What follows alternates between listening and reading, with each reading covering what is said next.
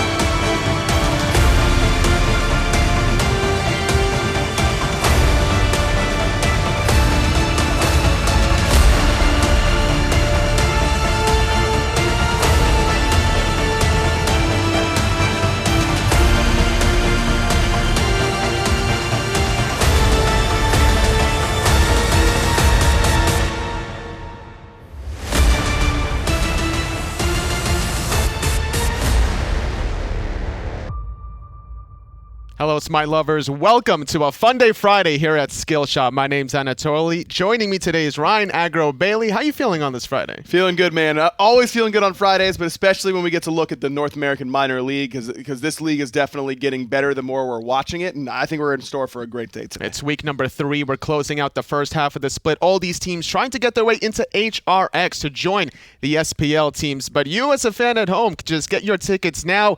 Going to the website, HighRiseExpo.com. Mark the date on your calendar, November 16th through the 18th. Definitely want to be there. John Finch is giving out crisp handshakes to everyone who comes to HRX. And let me tell you, I got a little preview yesterday.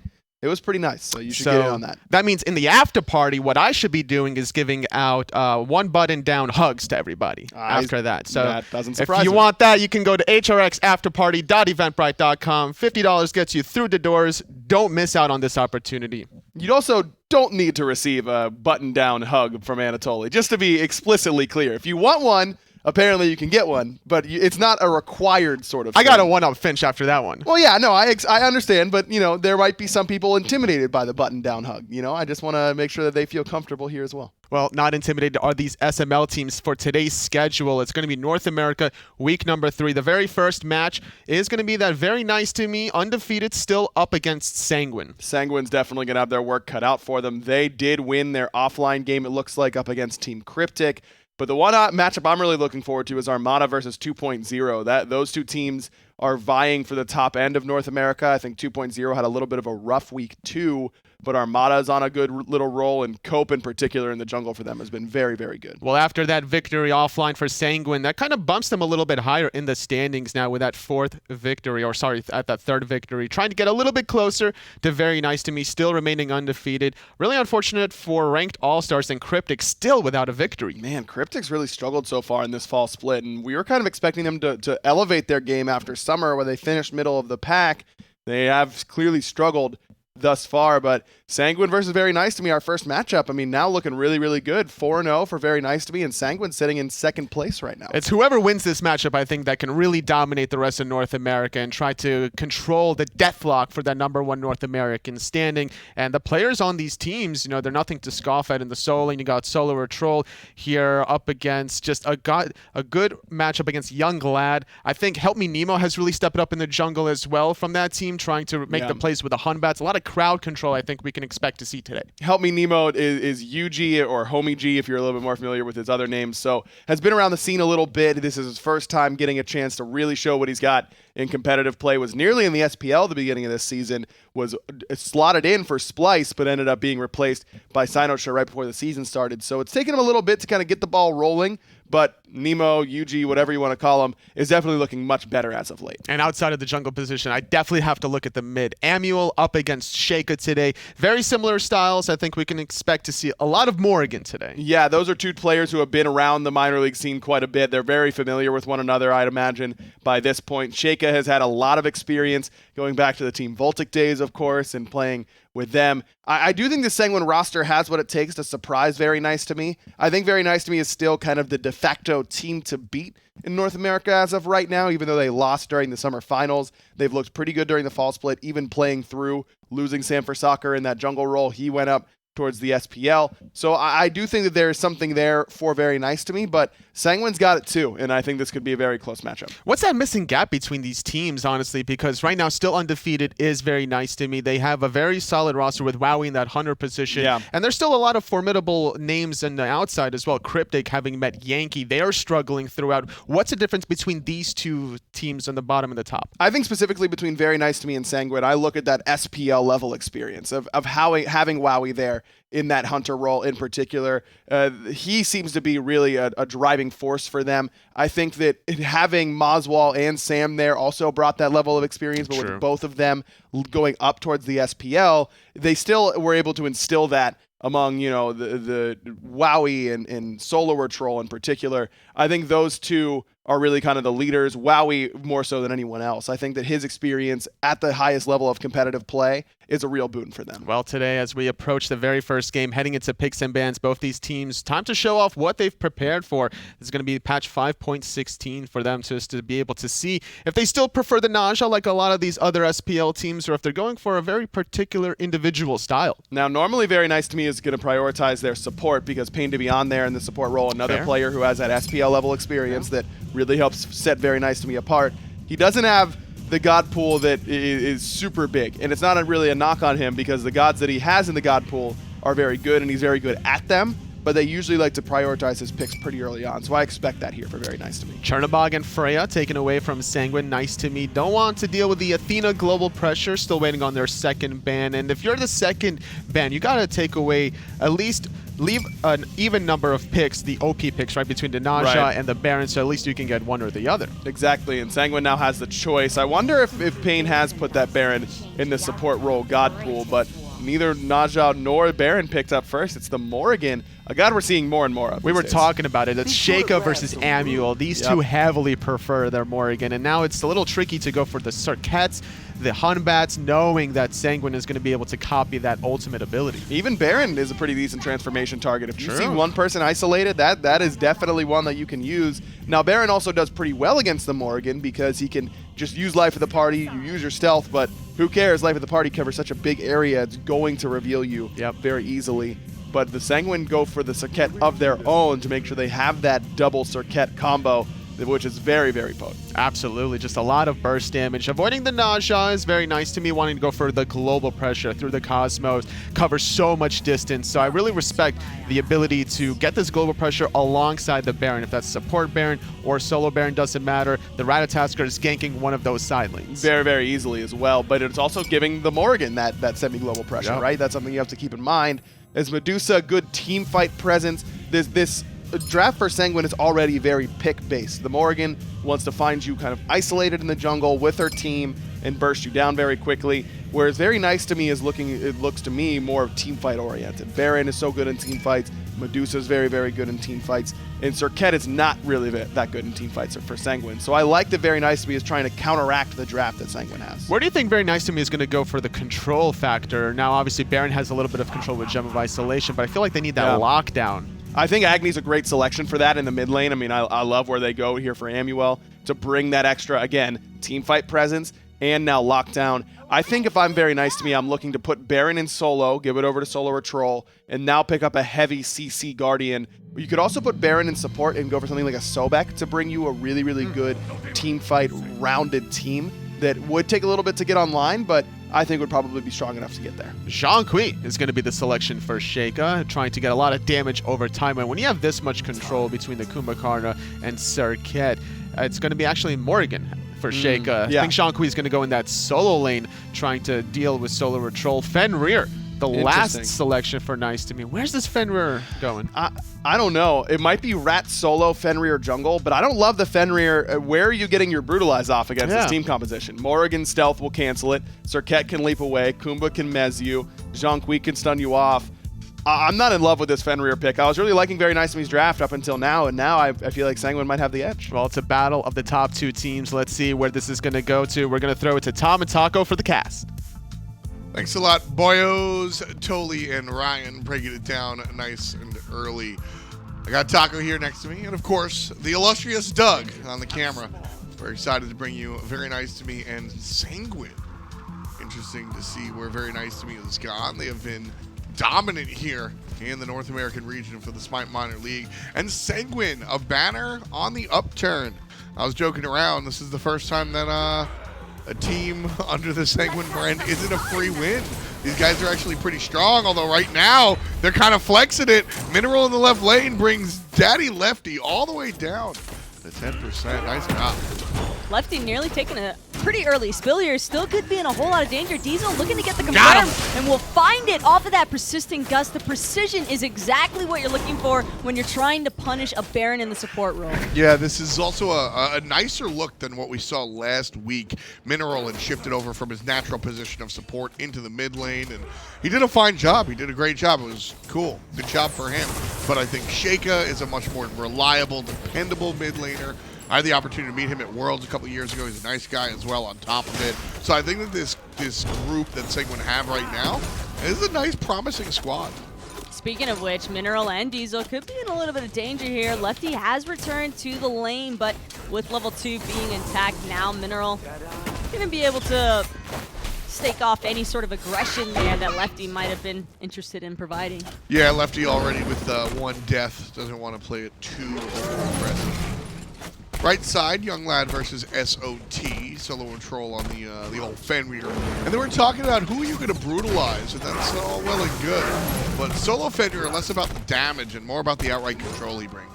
Fenrir can be a bit of a lane bully at times. It also depends on the matchup. I think that Young Lai with the Zhang Kui is relatively safe for the most part, but we're going to be looking at Solo or Troll when he hits level 5. Once Ragnarok is online, that's typically the point where you start to see a lot of Fenrir solo players working on stacking up those runes. That way they can get the guaranteed jump stun and then look to just ult their opponent into the tower.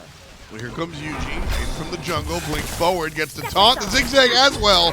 And the basic will come out before Fenrir can jump to safety.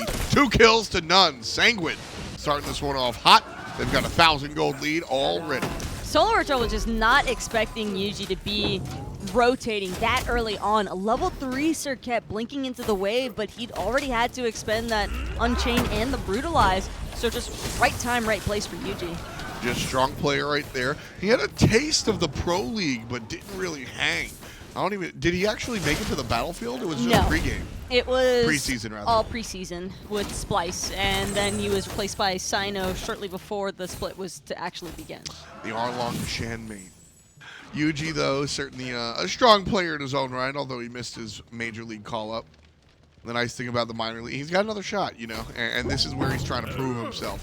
And as I said, I'm going to speak very highly of this Sanguine roster. I think that Mineral has shown us great support play in the small amount of time that he's been around. He made his debut with Team Voltic this season. Shake has been doing his thing for a while. Young Lad also kind of came up this season as well. And Diesel is a player that people have known from ranked for a while, right? Diesel is someone who I think spends a little bit more time around that dual joust territory for ranked, but whenever he does, he has been around the challenger scene for a while. Yeah, that's kind of what I SMITE meant. Amateur League is somewhere that we've seen most of Diesel's performances, and I think he's still trying to work on developing those skills to try and get that call-up opportunity. I think this. I think this team, Sanguine, is a great team to be on in the minor league. Very nice to me. I think is probably the better team here. But the minor league again. If I'm in the minor league, I'm definitely trying to win. But I'm really just putting together my highlight reel. I'm selling myself to the teams that are interested at the pro level. You know, there's no relegations anymore. Your team doesn't get drafted to the major leagues. What happens is, as an individual, you are putting on a show here at the minor level. So, Sanguine are very nice to me. I don't really mind what team I'm on. I think all 10 players on this battlefield are in a position to really lift their teammates up as well as look good in their own right on behalf of their teammates. So this is kind of my ideal minor league match. Teams like this coming head to head, and we get a chance to see the upcoming talent. Speaking of which, nice aggression there from Mineral onto the lefty, but now Diesel could be in a spot of trouble here. Fortunately enough though, wow, he's still not level 5, doesn't have enough to try and get the Petrify. So he's gonna go right on back home. Diesel is level 5, and of course he does have that Jingwei passive. Solar Troll missed the jump there. Gets hit with the Exorcism, but now going right into the Ragnarok, and he's got help in the wings. Young Lad under the tower, won't get knocked up, does find the stun. Dash off the mark, but the Fenrir avoids the dots, and Glavis puts one up in his team's kill column. Very nice to me. It's 2-1. Skirting out a little bit lucky there, but Solar Troll's got to be careful. Yuji's back here for the rotation, and Solar Troll has no idea. Yeah, he had Blink available. I think that's the not going to be enough to kill, though. If he hits the taunt into the zigzag or even the taunt into the ultimate, I think we get a kill there. But Yuji just does not have what it takes as far as damage is concerned. He might have the advantage here, though, with the mana control. Glavis and Solar Troll just a little bit too low. Speaking of which, Sheikah coming in now with that Morgan transformation. Going to be able to find Solar Troll on the backside, going all the way into the T2. The Morgan is such a valuable character to have on your squad. Sheikah making moves over there with the rotation. Ratatasker helping him out. Beautiful play there from the Morgan player. And Sanguine finds kill number 3. It's one of the dangers that Glavis is probably aware of the moment he saw that Morgan for Sanguine. You want to play the Ratatosker, but unfortunately that does mean you have to give Sheikah an opportunity to take out through the Cosmos for himself. I expect to see that move a lot here during the early game and even a little bit into the mid game, but then as it gets later and later, Sheikah going to die right here. I expect him to use Yuji's character a little bit more often on that Circuit. A beautiful bomb stun, by the way, from Amul, making sure to effectively punish Sheikah for that aggressive pathing. Normally mid laners will fall back and choose to enter the lane from the back of their T1 tower there, but Sheikah was looking for the Harpies and got a little bit more than he was asking for. Pathing into lane is one of the things that separates the pro level from this minor league level I've really seen. Even the most minuscule pathways that don't seem as though they'll be very noticeable if you go up or down, it makes a significant difference. Even that point, I think my favorite one to look at is actually where those ward placements are, right at the bottom of those right mid Harpies. That's where you have a tendency to see a lot more of the SML players, or like the people who have been brought up from the SML into the SPL where they struggle the most. Right. Because they don't expect to get aggressed on and fully committed to for simply going above the top side of that rock as opposed to bottom, where it's considered the more passive route way. Much more smaller windows of safety. At the highest level, players are able to take an inch and stretch it out to a mile. And I think that's been one of Shadow Chair's larger struggles. Some of the people have been talking about watching Shadow Chair. Solo or Troll going to bring Young Lad back to the tower. One shot of whatever. Here comes Glavis as well. About to take down, and there's the jump. SOT winds up on the good side. Diesel has to dash away.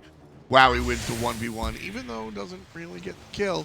Still takes the win. Wowie was trying to close the gap to get that Petrify off. That would have confirmed a kill into Diesel for sure. But now it's all about Lefty trying to protect this blue buff for his solo laner. And Amiel as well going to provide some backup assistance just in case, with 3 members of Very Nice to Me on that blue buff patrol. Not a chance for Sanguine to steal. Really important response there as well. Sanguine have been there for the past 2 rotations, making sure to stack 3 players over there at the blue buff site. Very nice for Very Nice. That one's gonna make me laugh. Wowie now the target for Diesel.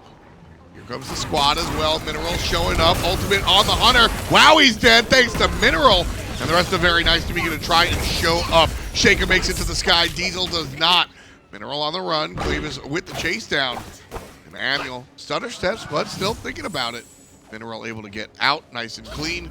It's 4-4. Tie game here, folks. So close for Amiel. Nearly had the double kill onto Sheikah as well, but through the Cosmos and Ratatasker, it's not only effective for initiating, it's also a great disengage tool, although it does come at the expense of Sheikah's Changeling, so at least Very Nice to Me won't have to worry about getting ganked anytime soon from the mid laner. Yeah, really high cooldown on that ability, about 110 seconds. Young Lad again, Ragnarok's under the tower, heals up a little bit. Solo or Troll doesn't. Now this not available, so he'll just have to walk away, dealing with the health difference. But this is what we were really waiting for out of this Solo or Troll Fenrir pick, is the constant spam of the Ragnarok underneath the tower for Young Lad. He's had a couple of great response ultimates out of the Jonqui just to try and push Glavis and Solo or Troll away. But now, Young Lad has no idea if the Ragnarok is because he's about to get ganked again, or if he's just simply being pulled underneath the tower by Solo or Troll. It's his... He has to make the decision to decide whether or not to call that out for his team. Yeah, it's the conditioning of the opponent and making sure that they're never really sure what's going to go on. One of my favorite examples of that is Amelito would just always charge the Neath ultimate in lane, right? The first time you see it, you're like, oh, it's clearly a gank. And then you do it over and over again, sometimes with a gank, sometimes with not. Your opponent has no idea what's going on. And so Solo or Troll has been doing that as well. Really enjoyed his mix-up options there.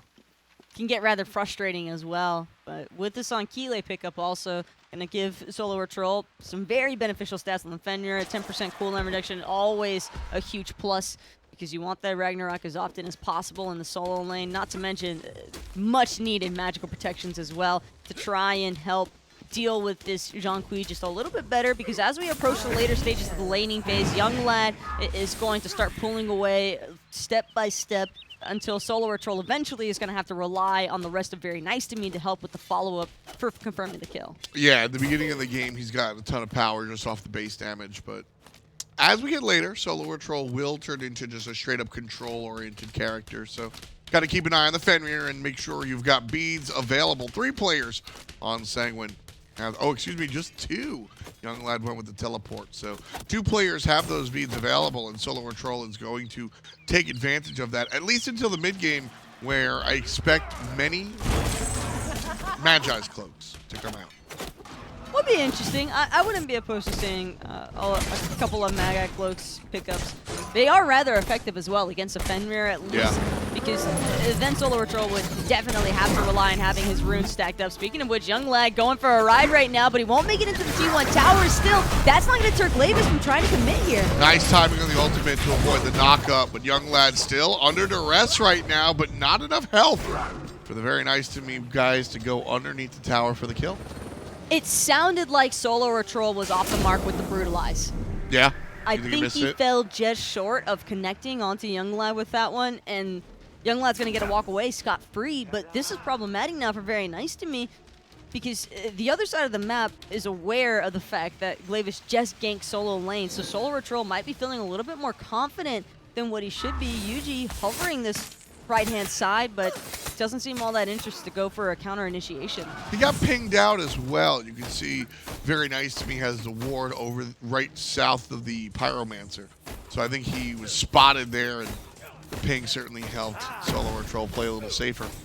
Really strong vision, but now Yuji Box looking for the commitment onto Amiel. Might have gone a little bit too deep there, and Sheikah unable to really provide much backups. Still, Yuji getting out no problem. I think that's an example of what you brought up before, where Yuji walked into the lane in a very dangerous, aggressive pathway. Sheikah just wasn't in position to assist because I don't think anything was really communicated about that. I think Yuji just poked his nose. Yuji seemed like he wanted to initiate because that blink is still on cooldown. So he was looking for Amiel, probably assuming that Amiel was by himself. Didn't really expect to see Glavis coming out from behind that T1 tower so soon. Yeah.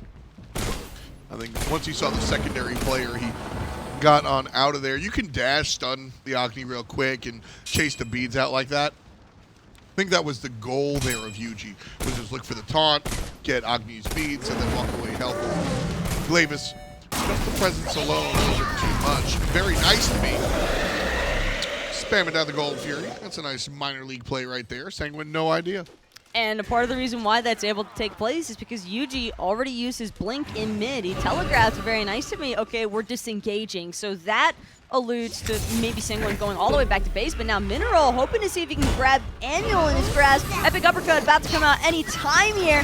I'm just waiting for the release, but Mineral finally launches Amiel up into the sky, but it's just a little bit too late. Glavis gets hit by the ultimate from Sheikah, the Scorpion ult, by the way, but Mineral's the one that's going to find the last hit on the Glavis. Young Lad on the back line takes care of Amiel, and Wowie now trying to protect. Diesel trying to protect. Mineral, oh, he gets taken down. He weaves. Diesel could not block all of the basics. The Guardian does fall.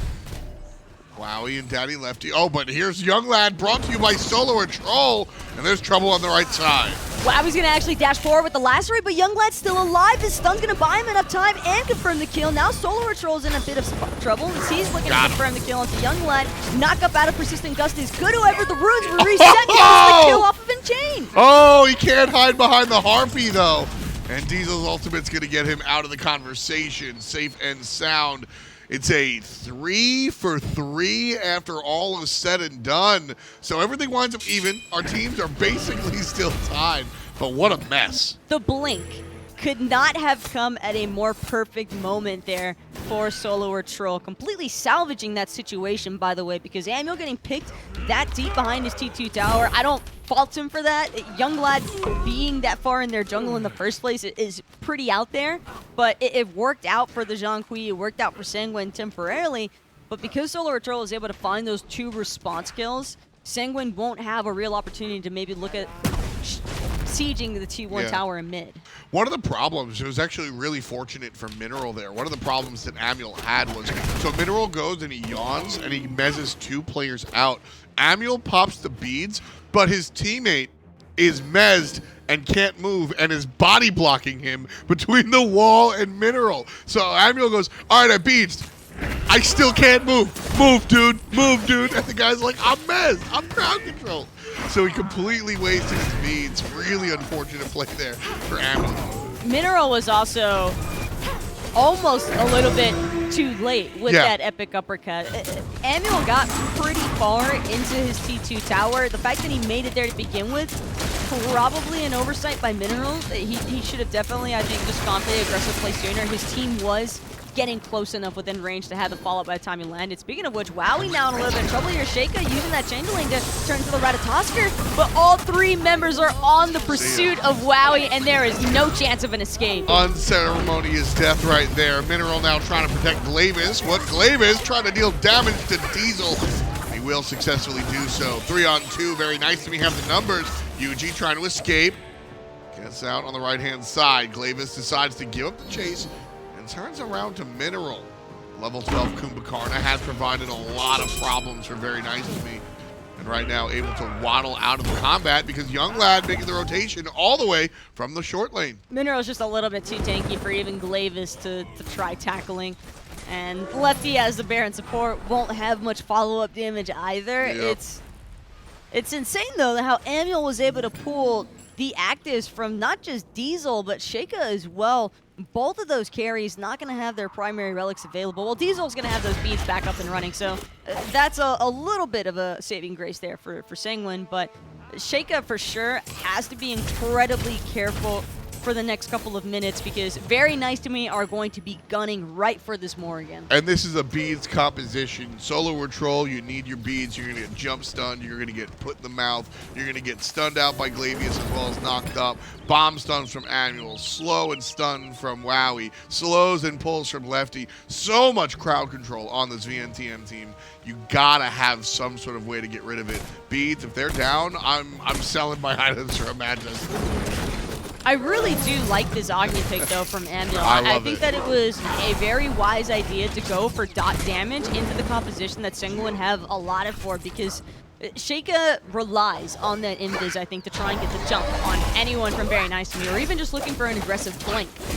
But it's going to be a little bit more complicated with Amiel on that Agni. So long as Very Nice to Me remain in the front and are able to appropriately frontline for Amiel, then I think that there's going to be a lot of problems for Sanguine in terms of actually finding a way to commit, because even if Yuji goes all in for Amiel, he has to worry about the concern of taking too much self-harm damage. And even on a more basic level, Amiel's Agni has also just been a standout choice for him. I've been really, really impressed by Amiel, who is a character who he's been around, but relatively newer to me.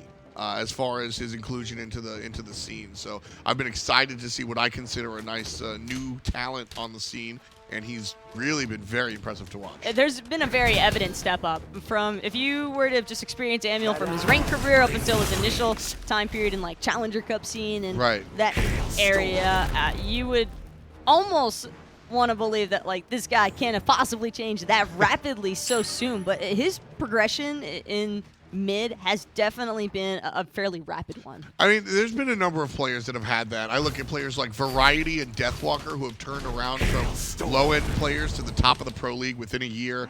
And perhaps more realistically to the minor league. I look at players like Johnny, who Johnny has been a terror in the jungle for a while, but just recently has elevated to this level where I get very scared. If he has an out Kwang, I think he just wins the game. And watching these young talents in the minor league, and I don't mean young by age, I just mean, by how long they've been playing, seeing the newer players come out and really sort of transform. Mineral's kind of been showing his stuff as well. That's one of my favorite parts to watch in the minor league, honestly. And Amiel has been a big part of that. His Agni very impressive. Not only is he leaning on is he choosing it because it's comfortable for him, but like you said, a very tactical selection as well. But Very Nice to be his mid laner. Left side gold here, he seems to be the target. But it doesn't seem like Sanguine are all that interested in pulling it first. Maybe looking to see if they can try and punish Very Nice to Me if they look to initiate on the objective. But Diesel and Mineral still hovering, waiting to clear out this sentry ward. Amiel's not going to connect with that bomb. Even if he did, don't think he would have been able to prevent that ward from going down anyway. Sanguine have a very tall task. I don't want Sanguine to start the objective anytime soon. Very Nice to Me can get them with crowd control from a distance very easily. Sanguine gonna zone super heavily, and this is how they have to do it if they want to go for the objective. Very Nice to Me collapsing under the aggression on the middle lane from Sanguine. Young Lad in some trouble, but the Gold Fury already goes down. Wowie with the kill on the Young Lad. Lefty's going to be falling shortly here, and the poison has spread onto Solar Patrol. Unfortunately, though, for Yuji, he's going to end up taking too much dot damage out of Amul. A 2-for-1 exchange, but Senguin have already dropped the Gold Fury, except Very Nice to Me knew it was happening the entire time. They're not they done. just went for the fight anyway. Mineral's going to be stuck underneath the Tier 1 tower. Wowie knocked up. Here comes help from his teammate. But Diesel, he's got some crits. And Wowie going to be caught out. Mineral alive again. Shoutouts to the Sleepy Time passive. And the big boy going to find a route. Stick around. Kind of dangerous here, Mineral. What are you doing, bud? Solar Troll gets the kill. A little bit audacious there from the Very Nice to Me. Oh, the turnaround Ragnarok onto Sheikah. Sheikah's going to come out of base and end up dying again. The baits from the taunts actually end up paying off, and now Solar Troll, not sure he'll get as fortunate handling Diesel in the mid lane. Amul going to end up paying the price for Solar Troll. Oh man, these two teams very closely matched. So I was saying how Senguin, I didn't want them to start an objective and unless they were able to zone from a giant distance, which they were, right? Solar Troll was stuck under his own tower. Senguin was zoning under the Tier 1 tower to get the Gold Fury. But see, I don't consider that Senguin zoning. I view that as Very Nice to Me recognizing that Senguin were separated because they wanted to zone Very Nice to Me away, but in the end, that was a huge beneficial team fight for Very Nice to Me. Sure, Absolutely. you end up dropping the Gold Fury objective, and that opens up a little bit of map pressure for Senguin, but because Very Nice to Me were able to find 3 kills, 4 kills if you count Sheikah off the respawn deck, and his Aegis, as well as the T1 tower mid, that opens up the map in Very Nice to Me's favor. It's going to give Senguin one less escape route should the Pyromancer be the next contention point for these two teams.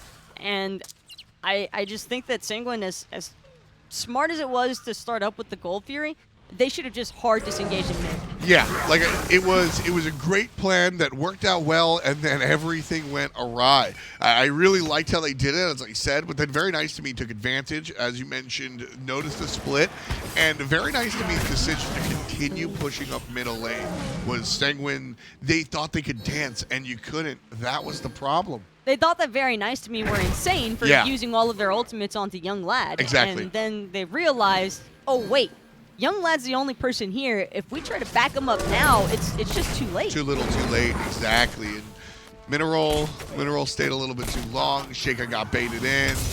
Yeah, that was a rough sequence for Senguin because it all started off very wonderful. And if they zone under the Tier 1, lose 1 and get a gold and walk home, everybody's happy. But then Very Nice to Me just added an extra chapter. Senguin trying to fight it back here. Daddy Lefty already up in the ultimate. Meanwhile, Sheikah getting blown up by Solar Troll. There's some help. Mineral knocks one to the sky, looking for the combo on SOT, and he'll be DED. Sheikah takes down the Hunter. It's 0 for 2 so far. Daddy Lefty and Amul managed forever. Here comes Sheikah from the left side. Amul opening it up some of this bomb stun damage to look for any form of a return. Will end up finding Young Lad here, but 4 members of Very Nice to Me have already been picked off. Fire Giant. Fire Giant. It has to be. Glavis doesn't have the ultimate. You don't need Young Lad for this. Diesel and Mineral are the only 2 players here. Sheikah and Yuji can show up. And we were just commending Very Nice to Me for that exchange in mid lane over the Gold Fury, and then it's just a complete 180. Very Nice to Me take up and engage in an awkward choke point position for them that's going to very clearly favor Young Lad with this Zhang Kui, and now Glavis can't even contest the Fire Giant without his through the Cosmos, and despite Mineral, along with the other members of Senguin being fairly low, Glavis knows that if he tries to push forward, he'll get controlled into his death. I think Senguin actually slowed DPS on there. You saw Yuji try to bait Glavis in. I think they slowed DPS on the Fire Giant to bait him to come in and look for the extra kill. Not the case. But it's funny, yeah, you mentioned how kind of 180. Senguin made a great play and then overextend, and then Very Nice to Me take advantage of the great play and make them look silly. Talk about the Gold Fury play. That's exactly what happens here. Very Nice to Me make a great play. It's 3-on-1. They isolate an individual. But Senguin looked completely out of position. But then Mineral shows up with great crowd control. Yuji and Sheikah find a kill or 2. And then Very Nice to Me overextend. And they wind up getting virtually team wiped. Senguin just watched what Very Nice to Me did to them and said, okay, we're going to do that to you now. And then take the Fire Giant off. As far as leads are concerned, this game is practically even right now between the two teams. For now. Slight experience favoring and gold favoring for Sanguine, obviously, after securing the Fire Giant, because structures are going to follow. Exactly. And this is where the swing will start taking place. The only concern that I might have over this for Sanguine is that it might be a little bit too late in the game for this Fire Giant to have as much of an impact with the structure removal as it might have had it come 10 minutes sooner. Sure. For example, or not 10, but at least like Yeah, like an 5 or 6 minutes 18 sooner. minute Fire Giant. I get it. Yes, and for Very Nice to Me, they're all pretty much level 20 for the carries that you would want to be at level 20. I think that Very Nice to Me have to start paying more attention to Diesel, though. Solar Troll had the right mentality in that last teamfight engagement, but there was no one around him when he was aggressing onto Diesel. Usually we see the players kind of defend under the Phoenix, and that point you just brought up, I think, is why we see Very Nice to Me defending under the Tier 2 tower, because they are level 20s for the most part. They do have the ability, because this is such a late-game Fire Giant. Keep in mind, it is post 25 minutes, but it's the regular old FG. Enhanced Fire Giant needs 2 bullet points. 25 minutes, it has to be after 25 minutes, and it has to be the second, or it has to be past the first. Blinking into the back line is Mineral, finding a whole bunch of players with the Mez. 3 players going to follow him. UG trying to figure out his flank. Blinking forward, grabs the Hunter. Wowie's the target. Glavis lands on top. Shaker gets one. Daddy Lefty in trouble, but UG bouncing to the back line, looking for the tower. And Young Lad going to look to zone out Solo or Troll. Very Nice to Me played that really well. It was the drop-down ultimate from Sheikah that really mixed everything up. Very Nice to Me probably had that defense under control up until that through the Cosmos connected. Now left side Phoenix going to end up dropping in no time at all. No one from Very Nice to Me left to defend and push out the creep wave. I take back what I just said. So the reason I was so excited about what Very Nice to Me did was they defended under the Tier 2 tower lightly, let's say, right? Light toast. Very Nice to Me now getting aggressive on Young Lad. Successfully take down the Solo. Nice job. 4 players combined onto 1. Now they're looking for the chase down. Mineral grabbed up, no beads on the support. Tossed back, there's some help from Daddy Lefty. Mineral going to be taken down as well. This is actually a huge moment for Very Nice to Me. They have the opportunity now to possibly even push down the mid-Phoenix. Only the 3 carries left standing from Sanguine, but with no one to help peel for them, I'm not too sure they'll be nearly as effective here. Keep in mind, what's the cooldown on Sheikah's ultimate, actually, because he could turn into a Kumakarna or some sort of support. So with 7 seconds, he does have that available. I want to see him turn into the Kuba or the Baron. And looks like Very Nice to Me have the same idea because it's all in on Sheikah in the front line. He will be a support character playing the Zhang Kui right now. Very Nice to Me having trouble breaking here. Diesel back into the conversation. 10% on the mid lane Phoenix. Sheikah's aggressed on. Sheikah's in the ground. Glavis with his 5th kill in the contest. But Yuji and his teammate bounce back. 3 for 2. Mid lane Phoenix in the dirt. Great response from Very Nice to Me, but they've got to worry about those 2 fire waves that are about to start pouring into their base. That's exactly why we see Sanguine chasing. They want that Titan to take as much damage as possible. Excellent stuns from Amul is going to only create even more space. I'm not too sure that Diesel's going to be able to catch up, but Young Lad will manage to connect with that card slow. And he has the Gem of Isolation as well. First item, Gem of Isolation. So Young Lad does have the control there. What a back and forth between these 2 squads right now. Sanguine up, 6,000 gold. I call this a tie, Taco. The thing about Sanguine versus Very Nice to Me is at this stage, Very Nice to Me have to rely on Solo or Troll picking off one of the members from Sanguine for Very Nice to Me to execute a kill on before anyone else from Sanguine has a chance to come into the fray. Yeah, they really got to find those picks individually. Very Nice to Me. They've got a great defensive composition, though. So if Sanguine do have the ball, so to speak, Fire Giant in their hands, the wind is definitely in their sails, make no bones about it.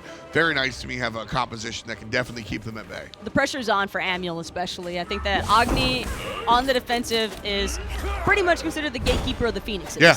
It's his job to bomb stun out, and it's if anybody does get past that sort of front line that he's going to be artillery bombing, Wowie is just going to petrify. You've got a fantastic setup here. As you said, Amul first line of defense sort of from the back line. And then if anybody does get too far, Wowie petrifies, Daddy turns on the vacuum. A lot of options. I like what Glavis is doing as well, staying in that dual lane to continue pushing it out as far as possible. Now, with the creep waves so heavily pushed up in Very Nice to Me's favor, they should get their left Phoenix back up and running and have plenty of time to try and delay Singwin from their next Phoenix siege attempt until those fire waves approach. Yeah, Sangwon just switching their mindset to the right side lane. You can see the jungler already pushing up. Yuji going to have the minions with him. And so Sangwon going to look for the right side tier 1. Plenty of time on the Fire Giant as well, about 2 minutes and 45 seconds for that one. So a long time for Sangwon to really plot their chart their course and then get ready to battle. Sengwin, though, choosing to play it safe, instead gonna end up backing the entire team fitted out with sentry wards and regular wards. Which is a good, I like that response. They've gotten beat up a couple of times from being too ambitious, taking too many objectives at the same time. Sangwon learned from their previous mistakes. They're going to back as a unit and then come and look for the team fight after the fact. Seems like this might be the last fire wave also, or the last 2 fire waves possibly. Can't tell if there's a secondary one behind them or not just yet, but Mineral leading the charge here. Yep, we got 2. That's a lot of fire creeps at Very Nice we're going to have to worry about clearing out. This is all on Amul again. 32 minutes in, Sangwon of the Fire Giant. They're going to be the aggressors, but Very Nice to Me are the first ones to bite down on the cake. Young Lad in the ground right now. Mineral aggressed on by the jungler, but a nice disengage from Sangwon. Sheikah looking to go back in though. Diesel here for the shots, but he's a little too far. And I love the call to back off. Great job from Very Nice to Me, though, to hold out. That's all they needed to do. One pick onto the Jonqui, and it is all over from there for Sengwon. They know pushing in 4v5 is just going to result in them getting picked even more so. Solo or Troll as well. I like the player discipline to not continue trying to chase Diesel, because at best you get the purification beads. Worst case scenario, you die and leave your team at a 4v4, and then Sengwon might have a chance to regress. Really terrible death for Young Lad there, going too far ahead of his team. Remember we were talking about how Very Nice to Me have all these answers when it comes to defense, right? You see that buy exchange sell, by the way, from Young Lad, picking up the Lono's mask and a breastplate of Valor now, trying to build those protections just a little bit more so. He's been having way too many problems. The pen is online for Very Nice to Me. Amul even rocking the Magus and an Obsidian Shard, just trying to make sure that they are able to burst down even the tankiest targets of Singwin. Yeah, I like the adjustment from Young Lad, and you can tell that was the death shook him. Very Nice to Me have to be in their battle station, so to speak. Amul has to be all the way back. Wowie and Daddy Lefty have to be flanking. Solo or Troll have to kind of sit in the middle, waiting for a jump Ragnarok target. Young Lad is the guy that disrupts that. He walks in with the ultimate, and everybody's got to scatter like it's Fear No Evil. If he doesn't have that available, Very Nice to Me can just hunker down and play Tachanka. Trouble for Yuji and Amul. Amul forced out of his actives, but Solar Troll still going for more. Sheikah gonna land down right on top of nice where job. Glavis went up because he was trying to save his teammate's life, but Yuji just ends up falling. Solo Troll wastes out the Ragnarok. 3 players in the mid lane. Solo Troll able to get on out of there. But another fantastic defensive set from Very Nice to Me. They just pushed Sangwon all the way out. That time it looked like Yuji was a little aggressive. Yuji wanted Amul. He saw his opportunity to strike, and he took it, but he wasn't able to disengage fast enough. Glavis hot on his trail. The moment his Agni came under aggression, we saw Glavis looking for the response. And that is the mentality that you want your jungler to have, because at this stage, a Ratatoskr doesn't need to be picking people. He needs to be protecting Amul. That is your primary damage dealer. Yeah, that's that next level stuff. At the same time from Yuji, was that, so he struck out, right? He struck out. But should he have swung? Was that the right play I to don't look for mind him Amul? swinging. Yuji going for that play makes perfect sense. He's the Circuit, fairly mobile god, a lot of opportunity to try and take down Amul, or at best, or at worst case, take out his actives. Yeah. In this particular circumstance, Very Nice to Me are just able to turn the table. That was just a nice outplay from Glavis. Sometimes, that's the beauty of SMITE. is that that was the correct play. Yuji just comes up a little bit short. Glavis with the really intelligent play. You really said it best, Taco. You're not supposed to be looking for the picks at this point as a Tasker, and I think that's that next level. You're not just your position, you're your pick as well, and you have to understand what you bring to the battlefield. 36 minutes into our first minor league game, and this is honestly a wonderful treat. Very nice to me now. Wrestling control. Sanguine has had control of this game for the past 15 minutes or so. Back-to-back Fire Giants pushed up, and very nice to me. We're able to just play great defense.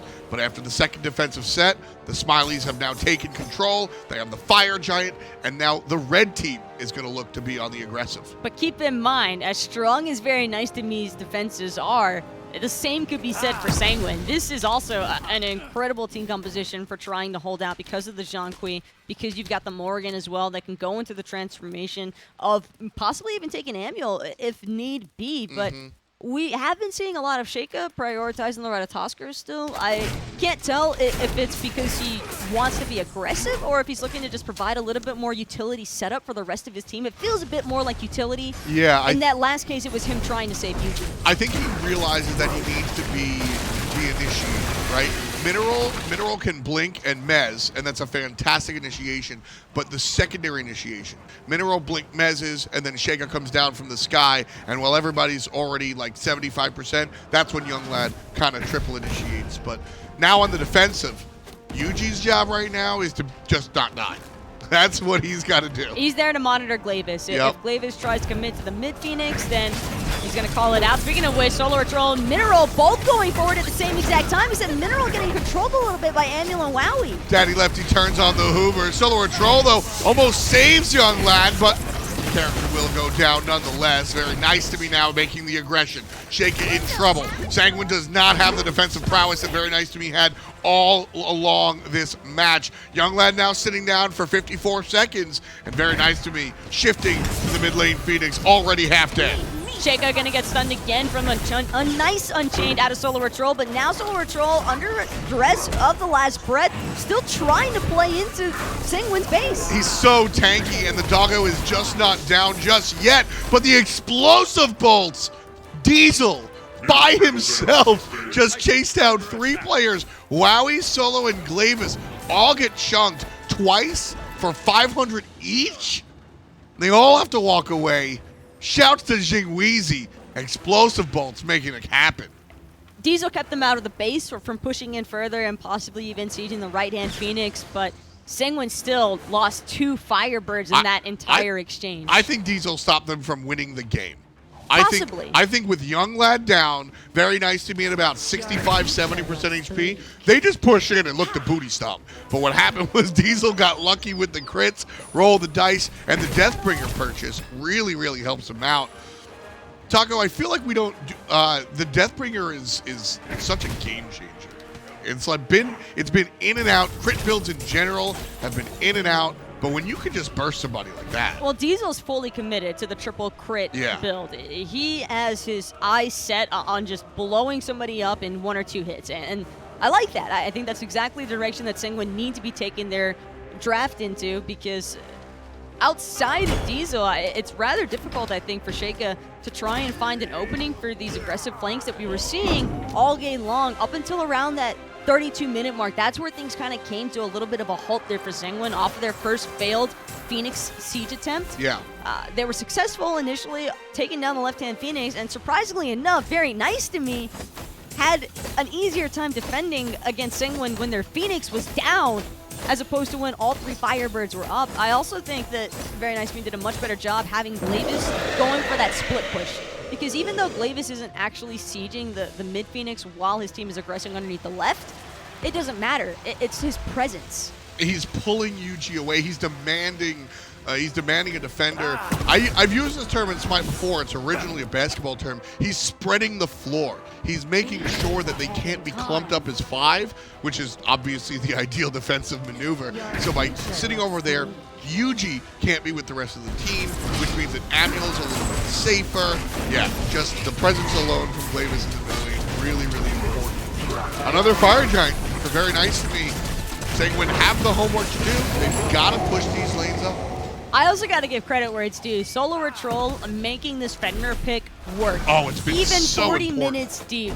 He is still not seem to really encounter that many difficulties in terms of finding the correct target focus, and I think that's where Very Nice to Me synergy really comes to light, is because a Fenrir pick into the composition that Sanguine have drafted for hardly ever would work out. Yeah. But Very Nice to Me are making it happen by consistently following their Fenrir, and wherever Solo or Troll goes, that's where the damage goes. It's also the other side of Fenrir.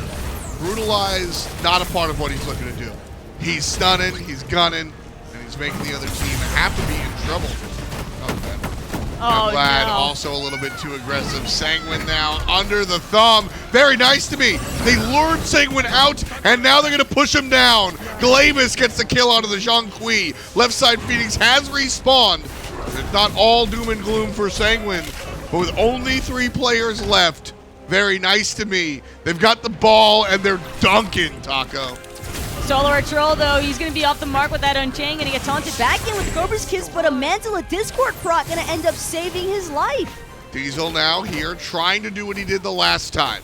He rolled the dice, and he got a ton of crits onto the ones that mattered. Glavis half HP. Wowie healthy. Everybody else extremely healthy. Solo or Troll just teleported back in as well. Sanguine had no way to try and stop that ward from being placed for Solo or Troll to TP back into. Diesel and Yuji still trying to do their best to clear out the creep waves as well as protect Titan, but Very Nice to Me have full intentions of taking down all 3 Phoenixes before looking for the game end. Yeah, here comes the push from Very Nice to Me. Defense is possible. Here comes the jump in. Wow, he gets Diesel very quickly. That's it. And a 42-minute barn burner. Very Nice to Me takes it. But what a game that was. That was not an easy matchup either for Very Nice to Me. I think a lot of people back home might have automatically assumed it's Very Nice to Me. It's Wowie and the guys. They're never going to drop a match. And, well, they almost did. Sanguine actually had a lot of control, a lot of really promising moments as well. Tons of potential of both of these squads. Sanguine's the team to watch in the SMITE Minor League North America. I think we know what to expect out of the Smileys, but Sanguine, like I said, the up-and-comers here, really, really impressive. And if I may just be a fan real quick, I'm happy to see Sheikah back on a team. I think this guy is really fun to watch, and, I mean, comes up with the loss here, but the Morgan play was impressive. I like where Sheikah's mental game was at, because I think that that's something that comes from Sheikah having had past professional experience in the SPL. Yeah, and I think that helps out with the rest of the squad as well. So fantastic performance from honestly both teams, but Very Nice to Me wind up with the win. Great job to them. Who's the MVP is the question that we ask you guys here. Again, team victory for me. Solo or Troll did some standout stuff. Amuel was very impressive.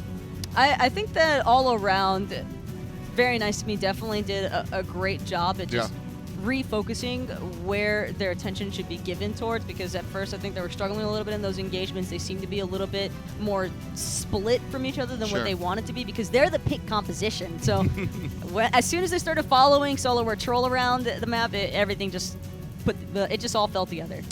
Very Nice to Me takes this one in 42 minutes of play. We've got 3 more minor league games for you. Stay tuned. You don't want to miss the action.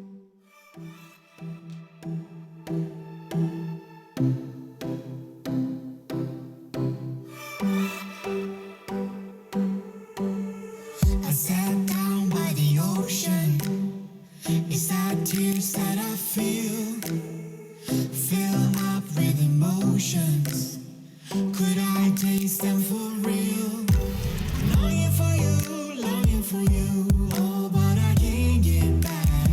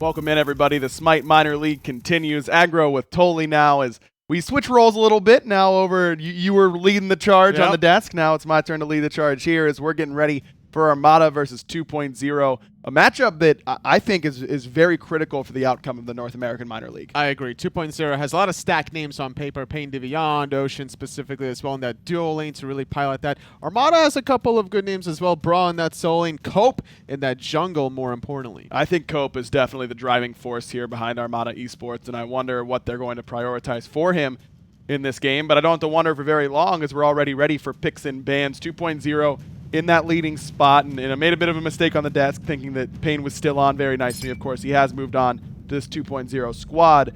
And like I was saying there, it still holds true here. Usually you'll see these teams prioritize Payne. Absolutely. Pain de Beyond is one of these characters that, or just a general, right? That's his whole nickname, trying to lead the charge, whether it's the Odin or the Guan Yu of yesteryear. Switching it up now to more preferring the Cerberus, getting off the damage, a lot of playmaking gods that he prefers. RDO as well, a big god for Payne, and Athena still one, has always been in Payne's back pocket, but Armada going to ban that away. Baron and Robin the bans for 2.0, but that leaves open the Freya, and that gets first pick. We've seen Freya, teams are starting to be like, maybe we can deal with this. Like, it's not always banned. And then you get soloed in less than 2 minutes if you're a specific person in the European scene. But we're not going to go there. We're in North American SML. Terran Zhongqi, not bad ways to really lock down the Freya, being able to root her in place, crush those walls on top. This is a team fight composition looking like already for Armada. They've got plenty of AoE so far, at least, between these two gods. And Terra and Zhong work so well together in that Terra's Earth and Fury, you have to get some dot damage on them or a couple instances of damage. All Zhongqi does is dot damage, so that makes Earth and Fury pop pretty easily.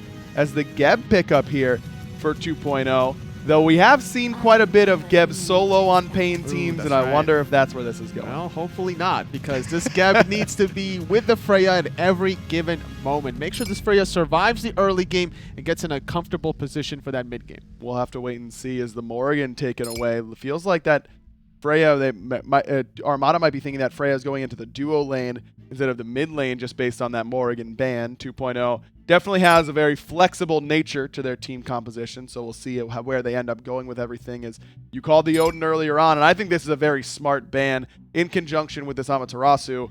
There's so much healing. No one can get out of that cage. Yeah. That's a smart ban. It's more about being to restrict the movement, right? Not necessarily the healing. It's a lot of self-healing. The monolith is to be respected upon leveling it a little bit, but it's more about shutting down that mobility. Or Longshen as well, not going to be able to get out of the cage, so very elective ban.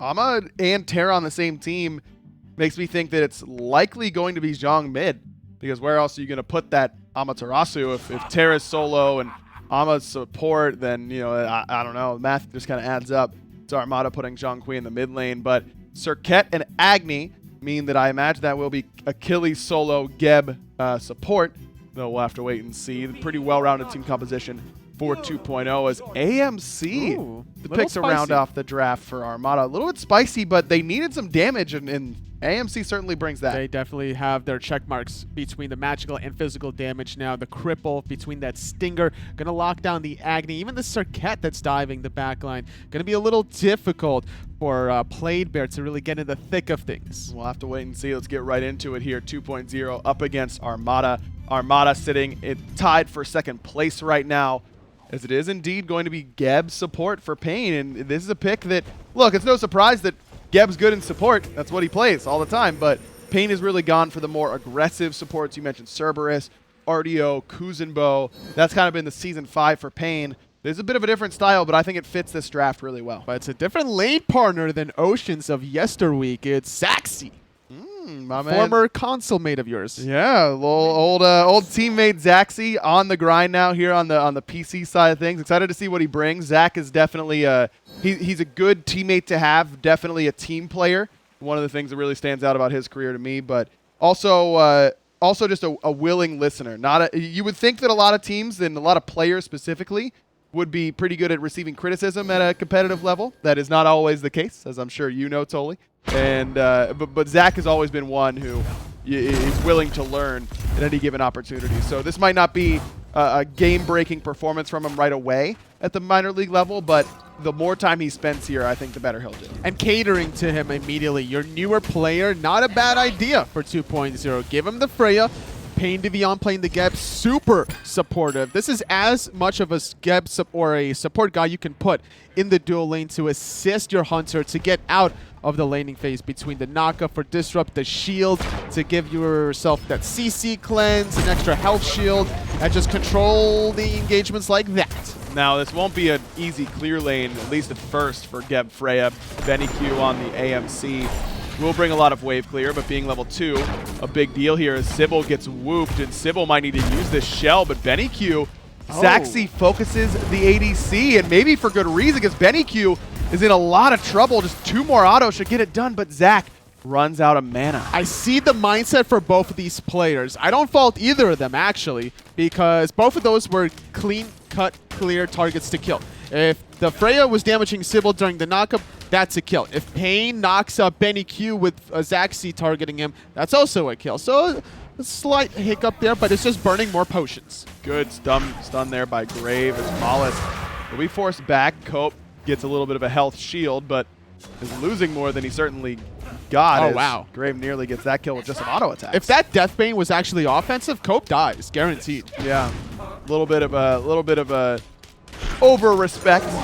Grave, former jungler, really understanding the power and the weaknesses in any given moment, just being able to bully out Cope, almost stunning him in the process. Now needs to rely on Mollis to bail him out. Grave will be first blood. Cope baits him perfectly. Grave definitely known for playing aggressively a lot of times, and instead of just, I mean, he had him under tower.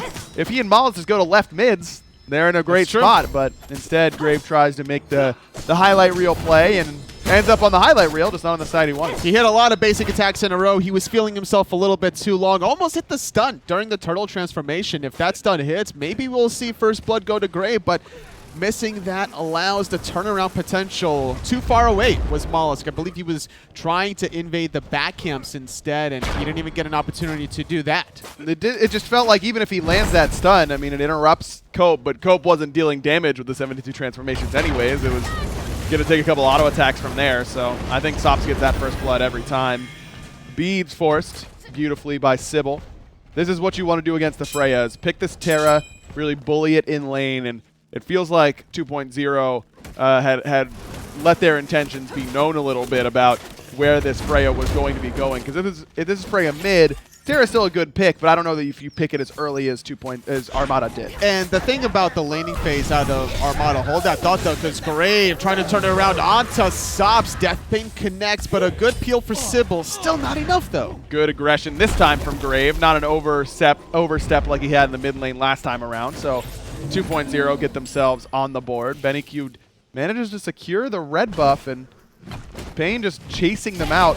Not a lot of kill potential. Maybe not. Sybil in trouble, but still healthy enough. Oh, the bomb through the wall. Grave with just a narrow point of it, finding himself a kill and an assist after giving up first blood. Still confident in his playmaking opportunities. He dashes in knowing that there needs to be follow-up. Payne Devion is just chasing down a Terra and a Musin Cop for almost no reason, it seems, but definitely felt that there was a reason after that kill.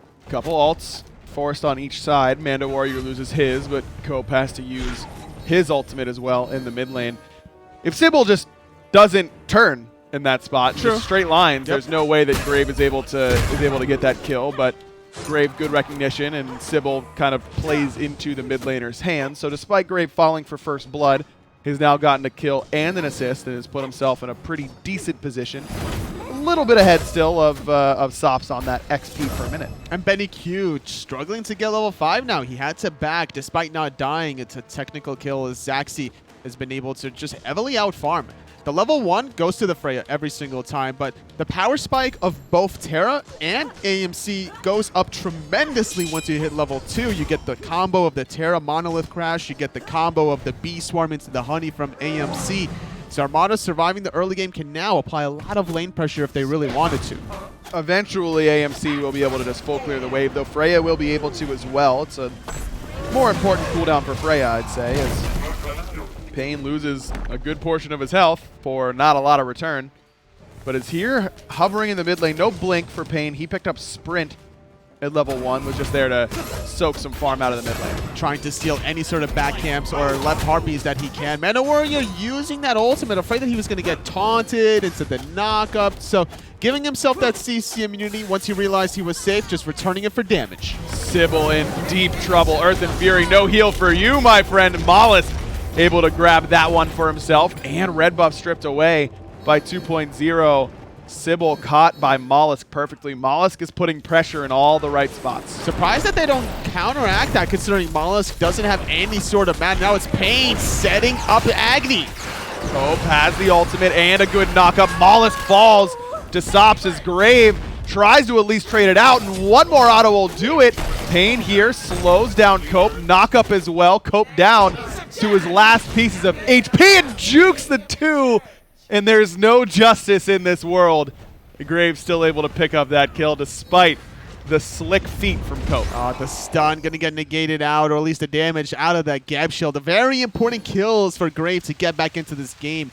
Courtesy Soul Reaver, very early picked off. Not going to be the Book of Thoth, which most mid-mages tend to do after some of the recent changes, getting an extra power boost, more mana on top of this, but instead Soul Reaver, the selected choice. Look, Soul Reaver is really good on Agni. That's not the contention. It's that if you buy it in conjunction with Book of Thoth, it gets infinitely better because you get the 130 power, plus you get the converted power off of the 300 mana, which is quite a bit. You add that into a Book of the Dead, you get a huge health shield, your build is doing a lot of damage, you are super safe, but it all revolves around getting Book of Thoth first. And without it, I mean, Soul Reaver is still worth picking, but it doesn't speed Grave up that much. I don't know. Definitely not something that I would have expected. I feel like if you're starting Soul Trap, or Soul Book rather, you need you really should be going for Book of Thoth. Maybe they're just trying to go for this early game burst potential with Pain to be on, setting up the kills. Grave and Zaxi can follow up with a lot of burst and damage. Another rotation, but this time it's on the solo lane. Grug does fall to the damage from Manda Warrior's Execute, but a lot of that was via Grave. Grave has really been the focal point for this 2.0 team, as Cope was there at one point. Didn't last very long. That's Sarkett Freya right there, baby. Yeah. Just all the burst damage in the world. The glass cannon build thus far, at least, coming out of Cope. He's trying to rush a penetration at him. I don't really fault him for that either. When you're an Erlong Shen trying to play setup with the blink at level 1, it's not a bad idea to get extra cooldown reduction. The big thing is that lack of purification beads. It just makes you so vulnerable to the Sarkett. Imagine that Cope is going for the Crusher in that item slot. So good on Erlong because it provides attack speed, pen, really adds up with your damage. But Mollusk has already finished his power spike, which is that Jotun's Wrath, which is a huge boon for Sarkett. Getting to Deathbane 20% more often is a pretty good deal. I don't mind the Crusher for Cope, but I'm almost curious. I'm like, you already have a decent amount of attack speed through your Mink form. Is it worth even having that much extra, or would you rather get cooldown reduction? Sybil gonna be close. One more tick. Shell was there perfectly. Cope punished for trying to help out. Grave gets yet another kill as Zaxi heavily out-trading BennyQ on the left. Could be a solo kill if BennyQ's not careful. One more basic attack into the Valkyrie's discretion, and without BennyQ having a sprint beside him or any sort of defensive relics with a Aegis to speak of, he's going to be guaranteed mincemeat. Sops ends up going for Void Stone right away. Really worried about this damage from Grave.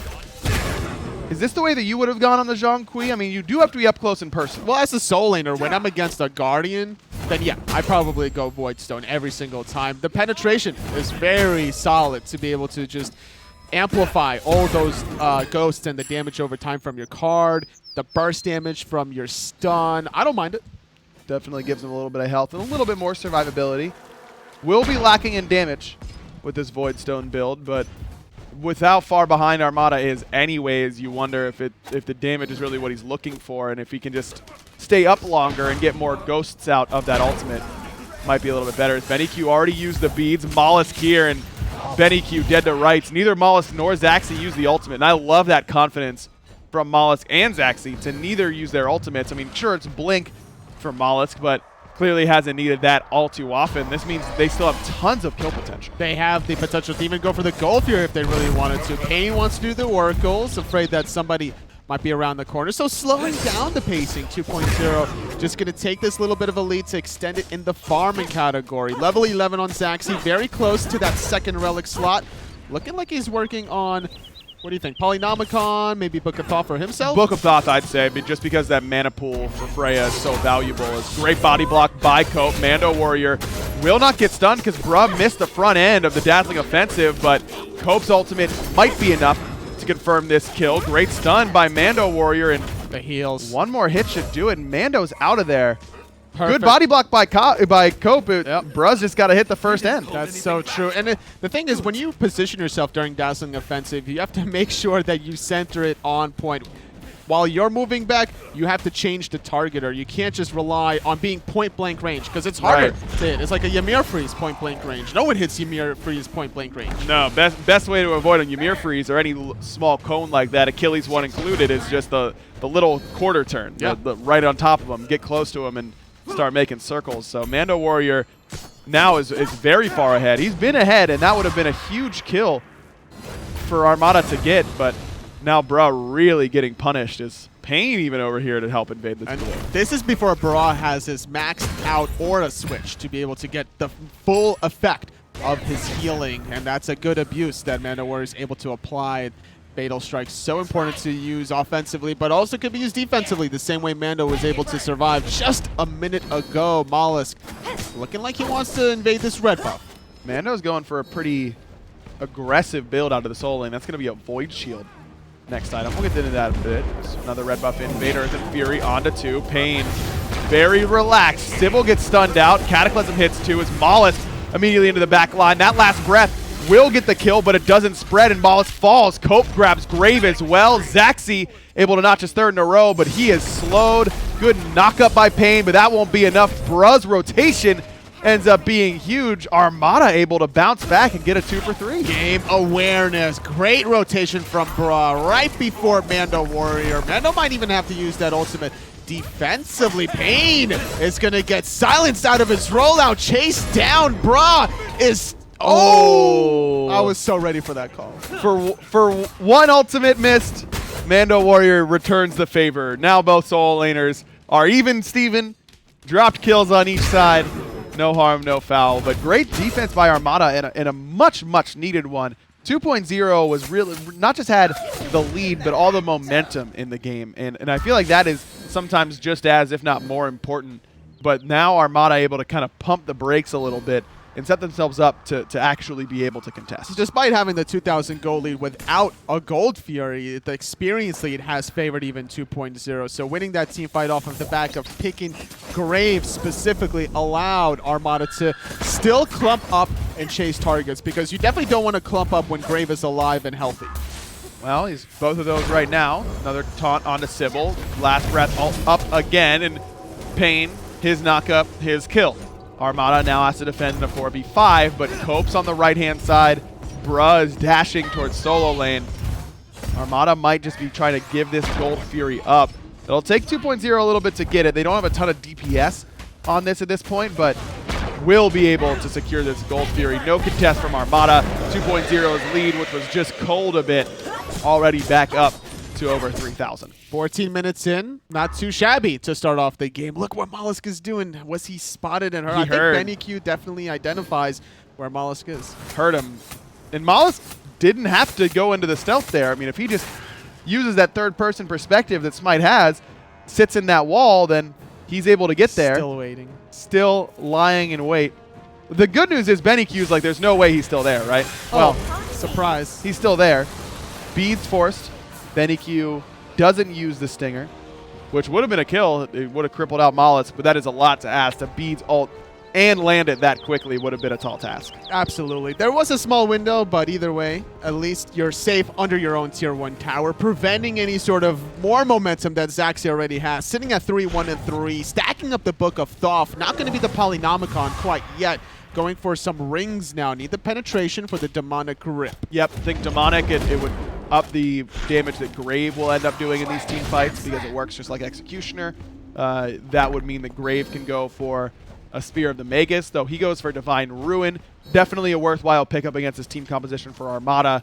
Just wonder where Grave's next item it's going to go as another posturing around the red buff by 2.0. Bruh does make the rotation and eats about half his health for it. Blink forward by Cope, knock up onto Grave. He goes down below half, but 2.0 looking pretty good as Mando Warrior able to get the execute. Last breath helped out in that regard as well, as that should be it for the moment. That was a 4-on-5 fight. Zaxi wasn't even a part of all that action. 2.0 really dominating the battlefield, baiting out the rotation out of the solo lane or just to poke him out.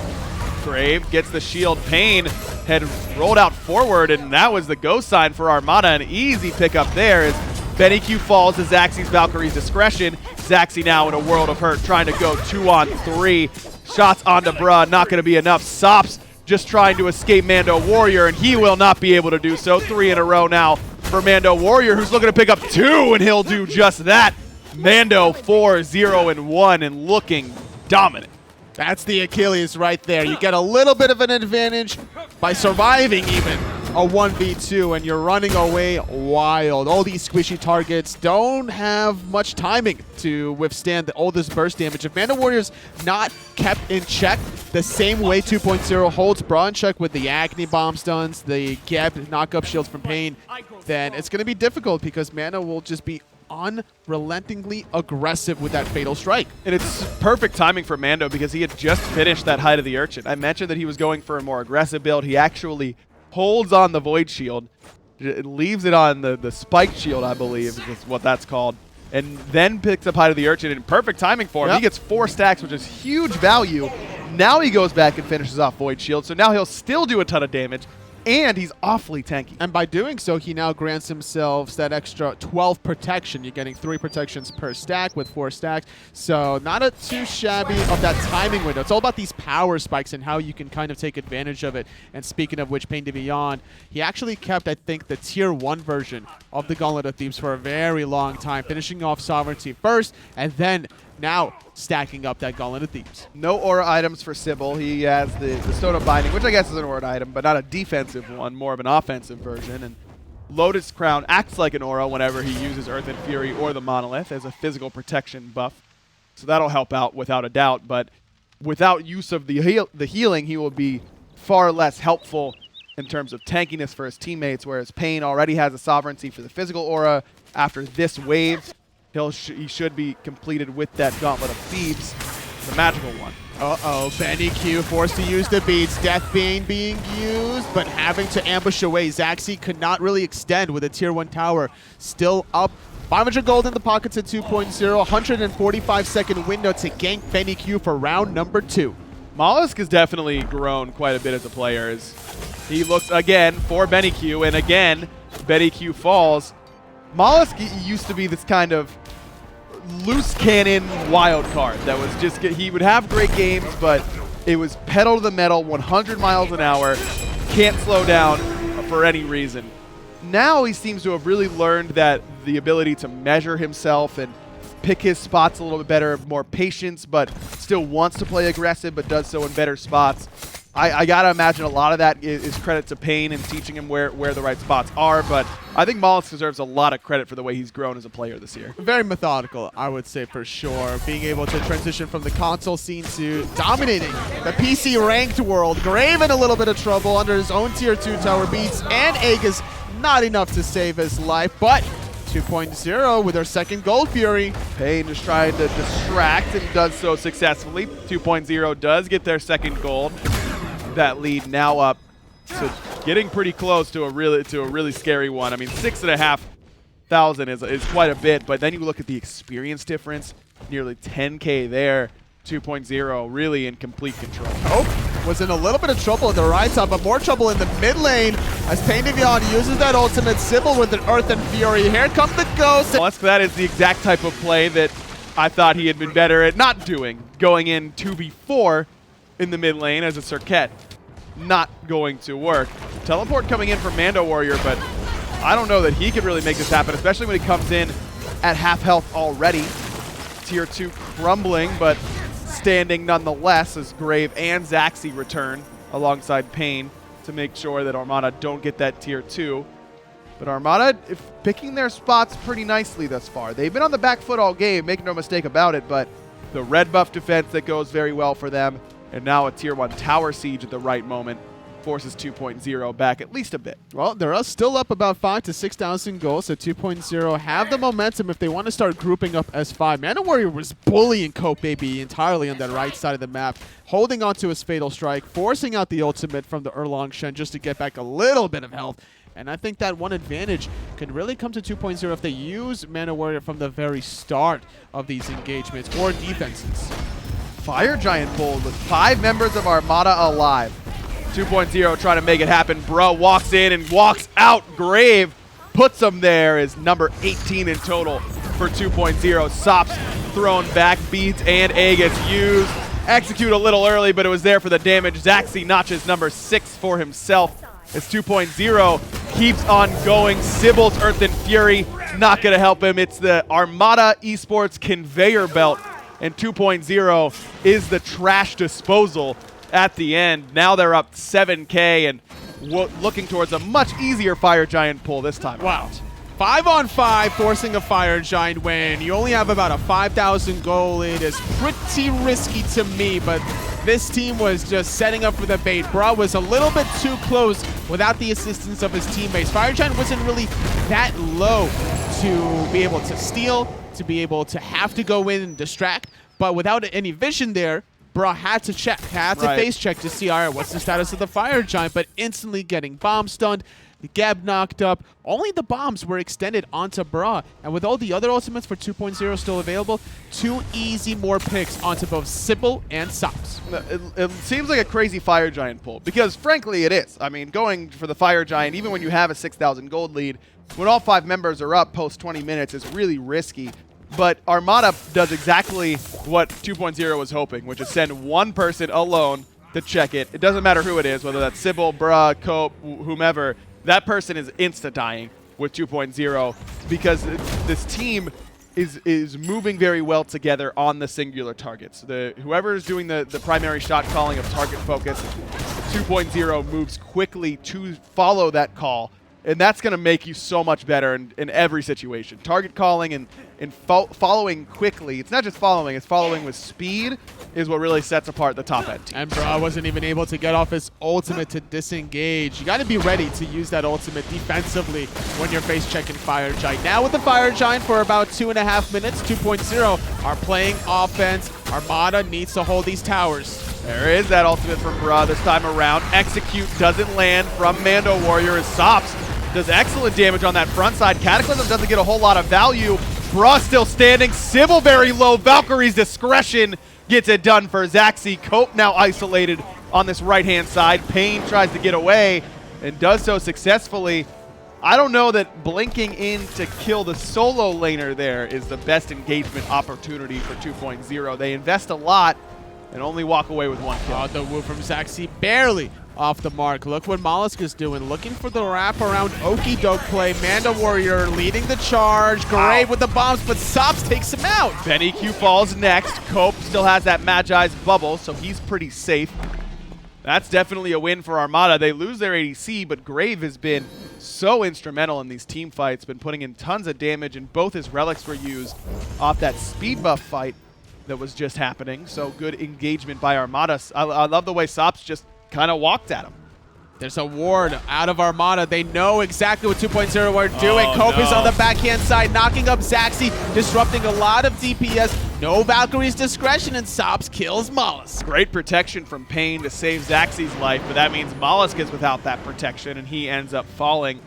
Good coverage by Armada. That ward, you called it out, definitely helps them in that engagement, but overall, it feels like 2.0 is throwing a lot of fights at Armada, and sometimes they're working, but at others it feels like it would be in 2.0's best interest to let off that gas. It's all about the positioning. Even in a 4-on-4 where 2.0 have the goal lead, have the experience advantage, the fact that it was Cope on the backhand side, patiently waiting for the flank, allowed the team fight to go to Armada. Knocking up a Freya that's trying to, get off those pot shots is effectively reducing her DPS by almost half, if not more. And as a result, like you mentioned, Pain to Beyond is having to juggle between saving Zaxi, saving the Mollusk, and without the Grave follow-up damage since he died earlier, that was almost destined to fail. Now Armada has to try and do it again. This time, you'd imagine it won't be with Fire Giant around the waists of 2.0, as that's falling off in about 15 seconds. And Fire Giant should be the next point of contention between these two teams.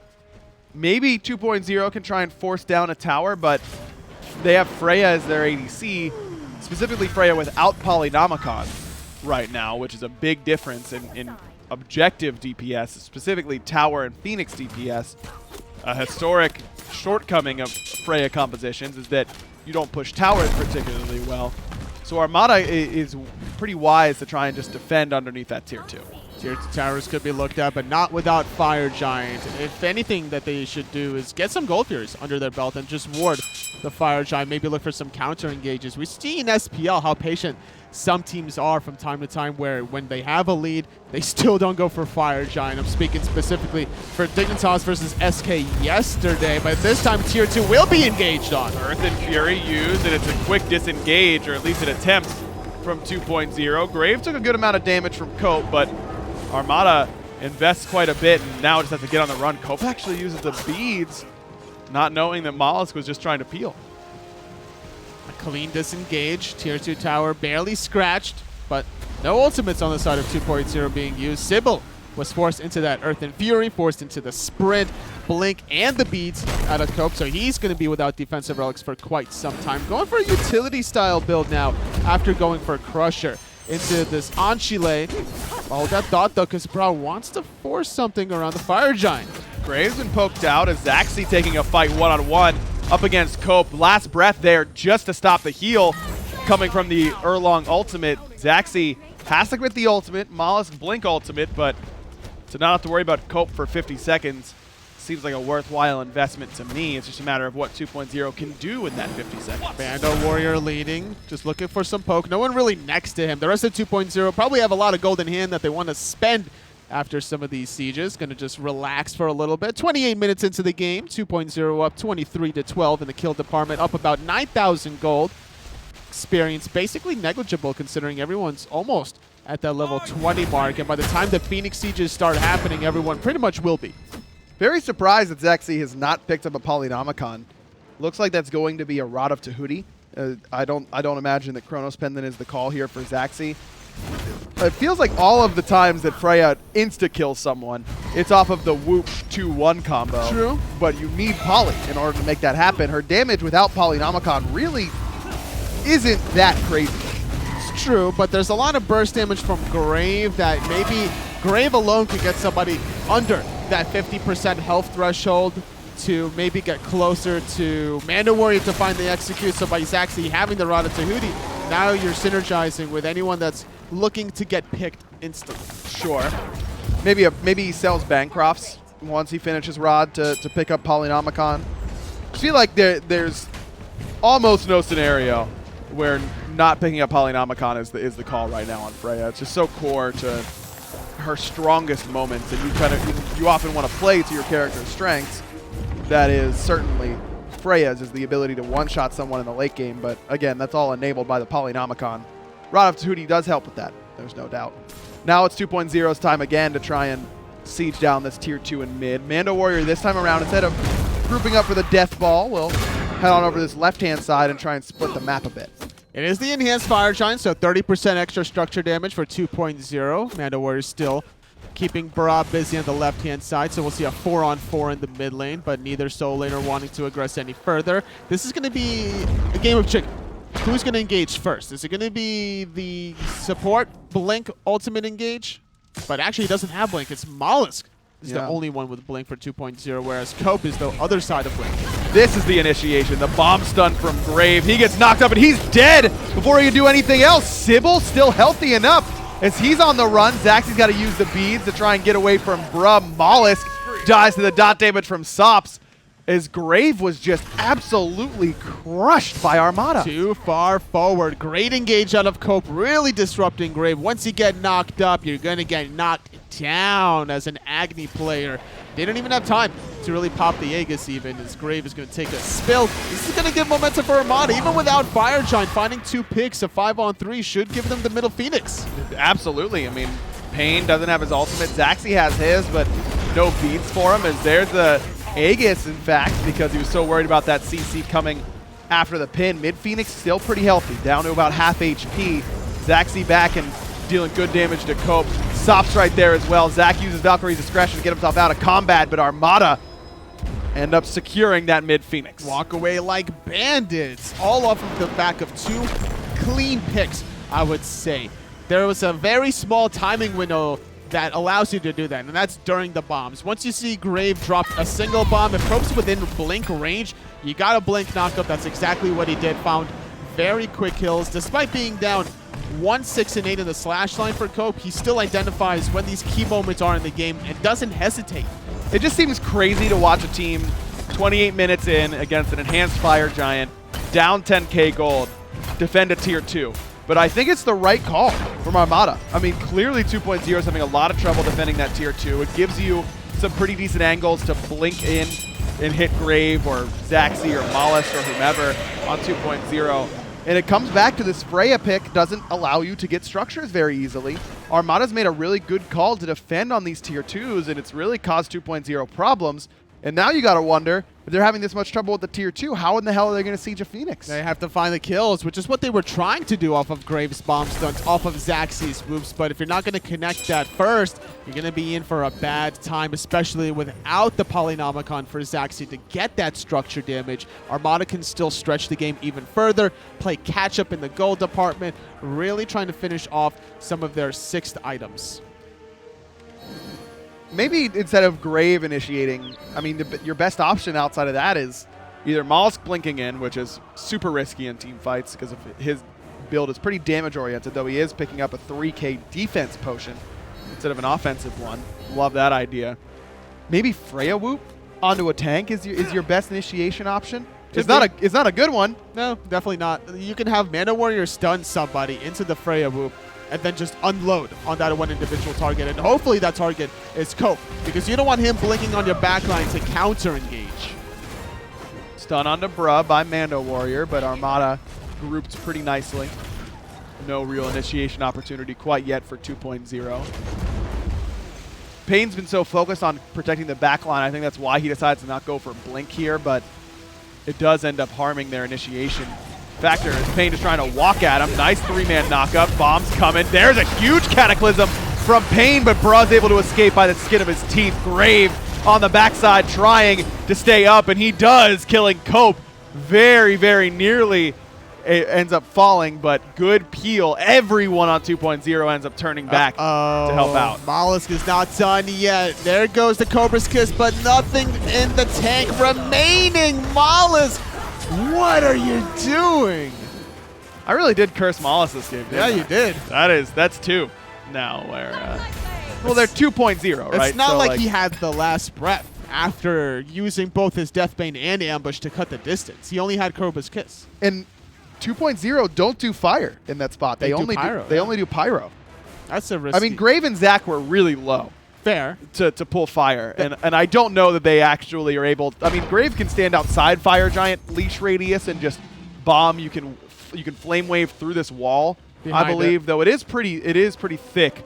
Maybe it wouldn't get all the way through, but you can 2 and then dash out right away, not end up taking any damage at all, and then just use your bombs after that. How thick we talking, aggro? I knew I wasn't gonna get away with that. And fair enough. 3 Cs?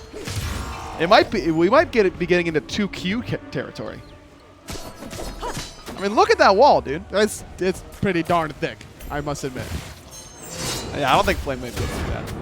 Bruh dashes forward, stun into Whoop, as you were calling for, but it's Armada that end up pulling Fire Giant first. They've got the traditional Hunter.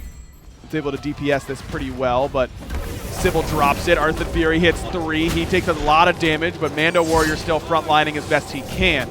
Good Geb shield from Pain to Beyond keeps Zaxi up and healthy. Valkyrie's discretion is raining through. Mollusk able to pick up Bruh. Another one falls. It's Benny Q who's down for Armada. A double kill for Grave. The first time that Armada gets on the offense, they immediately get put back down. Their defense has been solid, but the offense still needs a bit of work. The problem was Benny Q didn't have beads, and Mollusk blinked into the backline. Cobra's Kiss, last breath, even with the Aegis available, wasn't enough to handle the follow-up bombs out of Grave from a distance. Safe positioning from the Agni this time around, and that's what allowed the safety team fight 2.0 dominating, getting themselves their third Fire Giant of the game, 3 picks, and honestly, maybe even the game. They've got 20 seconds left on these 3 players, and I feel like it's unlikely they get to the Titan by here, but maybe if they kill Sybil, they can execute. Not needed. Grave able to get it, and now it's only Cope left standing. I still think that pushing Titan from here would be a pretty folly decision. Pain wanted it. Pain wanted it. That's the general right there. Pain wanted it, but He's like, guys, come on. wise call Where to are back you? up. Definitely not the call to push for Titan there. With 2 tier 2 still up, that makes that Titan really, really Oh, tanky. look at Mollusk. This is much better than what we saw from the purple buff earlier on. Staring down the opposition. No fear. I love this. Mollusk is a madman if he goes in. Ward there shouldn't reveal him. Indeed it did not. Maul is just waiting. Man, this is like the best blink initiation ever. There we go. Gonna force out the beats and then disengage. Okay. All right, there he goes. Graves got a dash away. Zaxi up in that Valkyrie discretion again.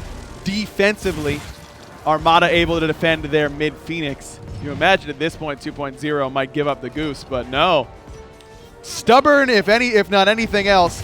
They go for it again. Another blink forward onto Benny Q. Bomb is good, but Shell will keep him up and standing. Zaxi pretty low. Bruh's able to escape as well. Mando, definitely the target who wants to be taking all this damage on the front side, but Armada walk away again without a lick of damage on that Phoenix. What a crucial Shell to save the life of Benny Q. A sliver of health. One more last breath tick would have sealed the fate out of the AMC. Even Bruh walking away with less than 10% health. Not able to get the middle Phoenix, but at least 2.0 can walk away knowing that some fire minions are going to be flooding down that solo side wave, getting themselves another Gold Fury, 5th one of the game. All the objectives going the way of the Order side. Should be closer to that 3K potion spot. Man, I mean, they've gotten 8 objectives that Armada has not. And we're not talking about towers here.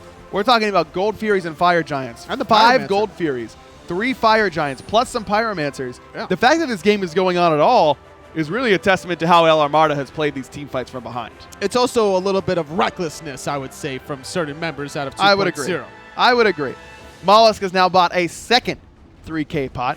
Grave and Mando Warrior able to buy some of their own. Mando actually going for the 3K offensive potion. It's all about getting them closer to that execute. When Mando got the double kill around the left side mid Harpies, that was early game. Your damage is not the same as a warrior solo laner as it was in that early game when your base damage is high, where the natural protections of the squishies are relatively low. It kind of goes up throughout the process of a game, and now it's all about the follow-up damage. There's so much damage out of 2.0. Graves bomb stun. Zaxi can basically 3-shot you if you're not careful, and Mana Warrior should be able to hit those executes. Pain, first one in, but Mando ends up tanking because Pain is trying to zone away Benny Q. Doing a pretty good job. Earth and Fury there. Sybil just trying to force back. Armada blink forward. Grave very low already, down below half HP. As Cope in execute range, and Mando Warrior gonna land the fatal strike just off the mark with the second one, but it's an absolute bloodbath. Armada has lost 3. Now Mando charges forward and ends up falling to Benny Q. Benny, it's up to him, the lone member of Armada. The Honey does kill Zaxi. Can they hand though? Now, they could with the fire minions, but look how far away it is on the right this side. has got to be game, right? I mean, this wave is far. Pain will make sure that wave comes. Mollusk will make sure this wave comes through. They've got 30+ seconds. This is going to be very, very close. Mollusk is going to clear out this wave to allow his fire minions to do some work.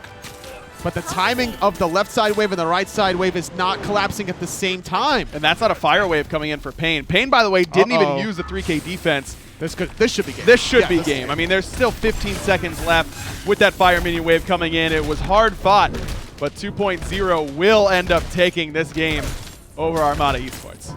I like Pain's just This is little good. nuanced place. He's like, you can tell he's having a fun time. As he led the charge on the right side, Phoenix is like, we can end the game, guys. Where are you going? I love the nuanced play from Pain to have the game-deciding fight with a 3K defense pot in inventory. That's pretty good too. He didn't even need it. He's Clearly. feeling good about it. Yeah, we feel good about that one for sure. 2.0 controlled the game basically from the outset, but Armada had some really good counter punches in that game. I definitely agree. I think their ability to hold that tier 2 tower was the most impressive turning point for them to battle their way back into it, slightly delaying the game. The fact that Cope was, taking these chances to blink in. It's very risky to blink into the backline the way he did, but he knows the ins and outs of Erlungshun very well. Cope did what he could, but Armada Esports ended up falling. Who do you think was MVP for that game from 2.0? A lot of good targets. I mean, Manda Warrior played very, very well on that Achilles. I think he might be a natural fit for that one. We will be going over all of the MVPs as we close the day on the desk, but 2.0 come up with a big win. Armada take their second loss so far during the fall split, so now they are looking up towards Very Nice to Me again. Very Nice to Me still undefeated. We're going to take a quick break as we get ready for this set 3 of the minor league.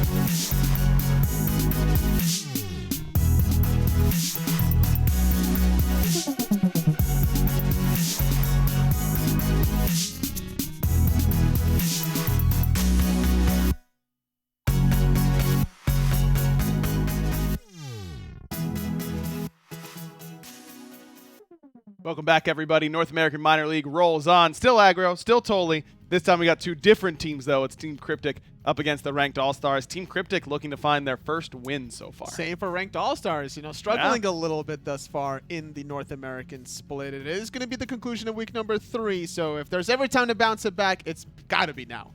Someone's winning this game, one way or the other. We'll just see which team ends up getting their first victory so far. We've talked a lot, at least I have, about how I thought Cryptic was going to do much better than they have so far. I think it's been a very disappointing split for them. Ranked All-Stars coming in towards the back end. I mean, this is a newer team to the minor leagues, so you kind of expect them to struggle. We'll see how they do up against Clow and Squad. Let's get right to it. The draft ready for Cryptic versus the Ranked All-Stars. And Cryptic's biggest new name addition, Met Yankee in that ADC Yes. role, hasn't really paid off for them. No, not quite yet. And for ranked All-Stars, they're going to be playing up against Oswald in that duo lane, so trying to fight fire with fire. I think there's going to be that contest over the Chernobog between these two players, get that global pressure online. Certainly one that you can, if you can get it early on, it'll end up paying off for you, but it's actually ranked All-Stars who end up taking it away from themselves in the first pick slot.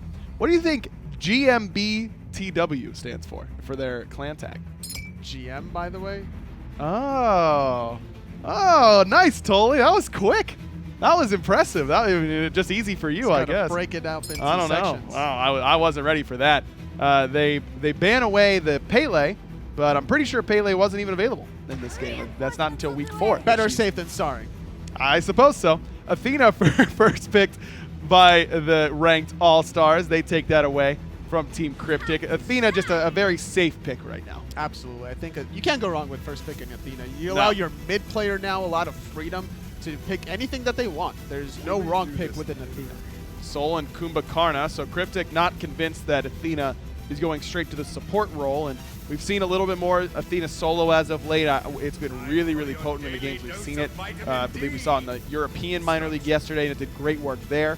So I don't mind the Kumbhakarna pick early on. Soul could be in the mid lane for Cloud, could be from Met Yankee in the duo lane, though I imagine that's heading towards mid. And this could also be Kumbhakarna's soul lane for Plasma potentially down Sure. the road. We never really know where Plasma's going to go. Ra and Anher, 2 Egyptian gods to pair up with the Athena for ranked All-Stars.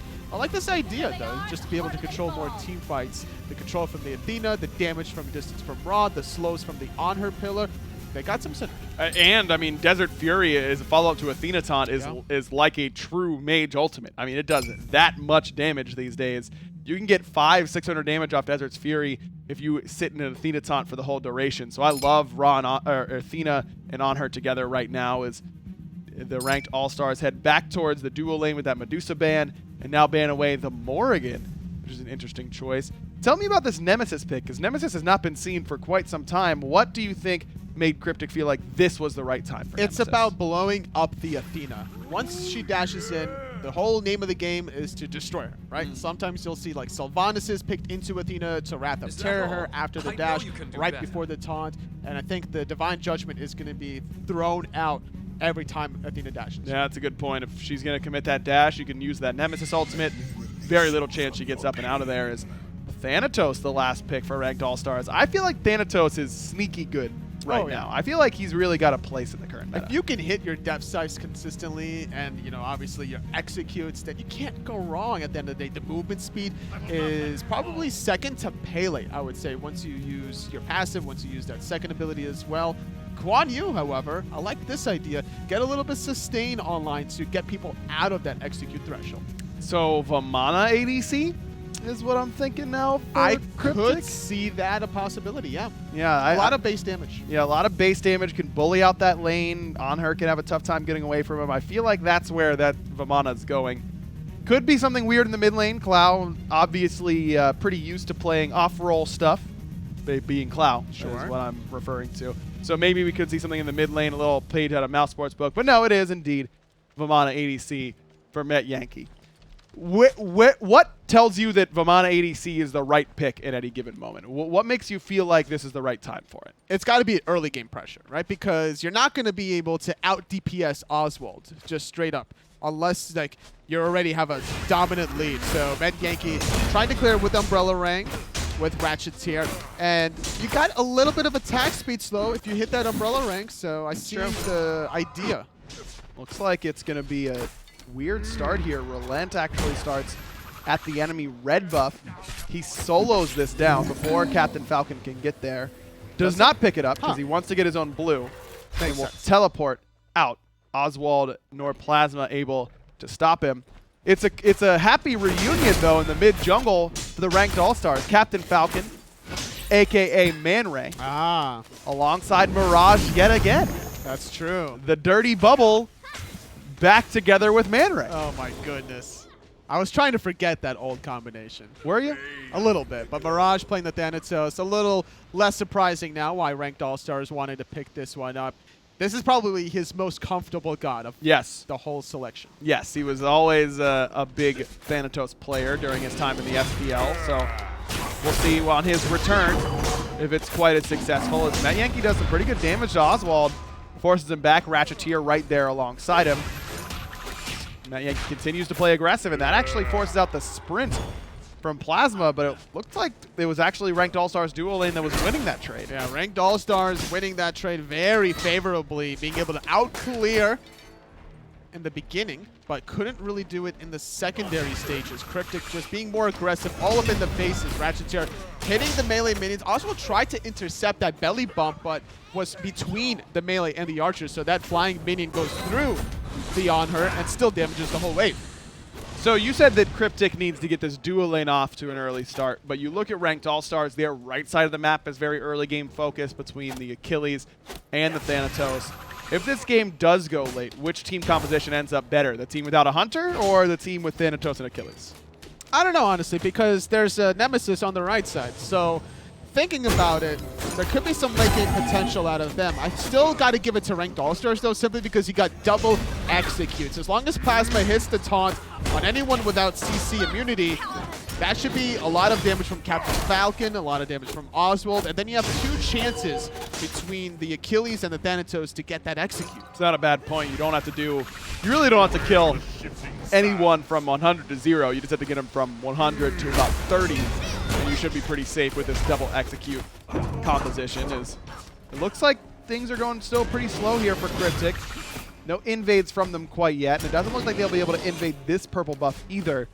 So already the Mamana ADC not getting you that buff pressure that they're probably hoping for. Captain Falcon getting his own red buff this time around, as we see Relent still sticking around that solo lane, not going to make that same journey from so far away. Teleport still unavailable for about 45 seconds, whereas Haddix rushed out the Warrior tab, and that's why we're seeing this disparity in the health pools. Still, yeah, as you mentioned, 30 plus on that teleport for Relent. Relent within kill range.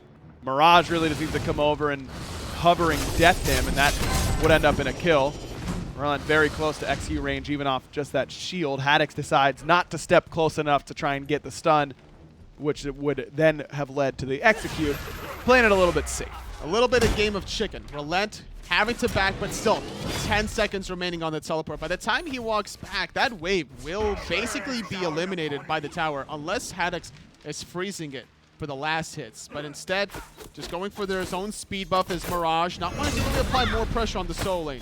Both Mirage and Adjust pretty late to level 5, but Adjust there now. Mirage still waiting, should hit it off of his own speed buff, who doesn't have any boots right now.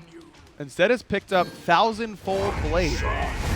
It provides some movement speed, and you don't need that much movement speed for a Thanatos when you use your second ability, as that gives you penetration, gives you movement speed anyway. You're almost at 18% between using that ability plus 1,000-fold Blade anyway. Fair enough. Also gives you slow immunity when you use Scent of Death, and that's really relevant against this team composition in particular, against the Nemesis, who is basically all slows. Relent ultimate will slow you and his dash. You've got the slow from Karna, from Cloud, from Met Yankee. Wow, under siege here. Execute does not land. Cloud's Aegis, well, no, beads was well timed, but still ends up getting executed in the end. The dueling executes ends up one after the other, but it was Ranked All-Stars who fell for first blood. Well, gonna retreat knowing that Ratcheteer and Adjust is around that corner. Good turnaround play from Cloud. Perfectly placed Supernova right on the feet as they were traveling towards the solo lane, being able to just transform into that fiery ball of Disapparate. Gave him just an extra second to survive. I wonder if Relent body blocked that execute, because it looked like it was right about to land, or maybe Cloud got into the corporeal form right on time. I think that's what happened. The corporeal form was just in the nick of time, giving Cloud the ability to get first blood. Don't forget, when Achilles uses that fatal strike, he takes a little bit more damage for a little bit. Some would say that's his Achilles heel. I can't look at you right now. What's up? Everything good? Yeah. All right, cool. Thanks for asking. It's a good Friday. Yeah, all right, that's good. Haddix looks like he's going towards Gladiator Shield. Relent trying to be a little bit more passive with the Breastplate of Valor. Kind of what you expect in this solo lane matchup. Achilles all about pushing that early tempo, being aggressive in the early game. Relent playing a much more team fight-oriented defensive warrior. No reason for him to try and keep up in the lane fight in general. If he ends up getting you low, that's great. It's less about that and more about playing towards the team fights. As the laning phase extends, Relent should have the advantage once Breastplate of Valor completes, being able to spam that conviction every which way. Haddix has some healing himself from that Radiant Glory, but the poke damage from Tallow Assault, now you have to juggle between, do I stun out the Guan Yu or do I clear the wing? Stun on the Met Yankee. Desert's Fury, a little bit inaccurate, but Oswald still gets the job done. Beads and jump just to make sure, as Relent in a lot of trouble, but might be able to actually kill Haddix from this position. Stun is good and out of the range of that hovering death. Mirage playing it nice and slow, misses that scythe, and Relent is out. He's A-okay, the perfectly timed dash. He saw the little marker above himself, knew he was in trouble, tried to reset some cooldown by dashing through Haddix. If he controlled his horse a little bit better, he would have been able to get off more hits, as that consecutively adds more damage. Could have found the solo kill even before Mirage got there, but still surviving 1v2, very impressive. Nice turnaround scythe from Mirage onto a Just, forces him off this blue, but Clow here as well. Beads by Mirage. Supernova will set up Ratcheteer for that kill with the Groggy Strike. Great rotation over. Blue buff, believe, was still secured by Haddix, but ends up being a kill for Team Cryptic. Mirage without beads as well, so that's going to be an easy opportunity for Cryptic to group up and force something around the enemy blue buff. Ranked All-Stars not giving this one up. Double taunt. Captain Falcon hits them both. The clean lasses from Captain Falcon, but all set up by Plasma with the perfect double taunt. Cloud too late on the beats. Some golf claps in the chat for that play. Captain Falcon very patient to just wait for Plasma to set that up, and still using the Celestial Beam and Searing Pain just for good measure. A lot of players will just use one and not the other, and specifically the ultimate, but when you are maxing out the taunt, if we can look at what Plasma's ranking out, I'm kind of curious, but Met Yankee's about to get soloed again. Has that ultimate, and Oswald can just waltz away. This is kind of what happens to Vamana. Is whenever you don't have the pressure, you aren't being the aggressor, it's tough to take that fight. Plasma is prioritizing leveling up that taunt over Shield Wall. Shield Wall, 2 points in that to help clear is pretty standard, and then prioritizing your taunt after that if you've got enough setup. Well, 3 points in the taunt, you're looking at a 1.5 second duration CC. That's long enough to get off your Celestial Beam Searing Pain combination. And unfortunately for Met Yankee on the left side of the map, he doesn't have the mobility quite yet to catch up to Oswald as he rushed the Transcendence immediately. Haddix, again, playing aggressive in this lane, undeterred by Relent escaping the last time and nearly getting that solo kill. In fact, Relent going for it again, and that forces out the Fatal Strike. Is another combo onto Clow. Once again, beads down. That's easy for him. Mirage got to use that ultimate defensively this time around, and Just will take that trade and escape, though. Mirage, if you didn't see Relent rotating over? I guess he didn't. I guess he did not, but Relent gonna pay the ultimate price with the taunt into the rotation from Haddix. Great turnaround play, but it shuts down the farming potential for Mirage, and Just can easily start catching up. And teleport's up for Relent, so it's not as big of a deal for him to fall in this spot because Haddix isn't getting a whole lot of farm during this time. He strips away blue, but he misses about half the wave, and Relent will probably miss a little bit more than that, so really not that bad. As Met Yankee getting invaded now by Oswald.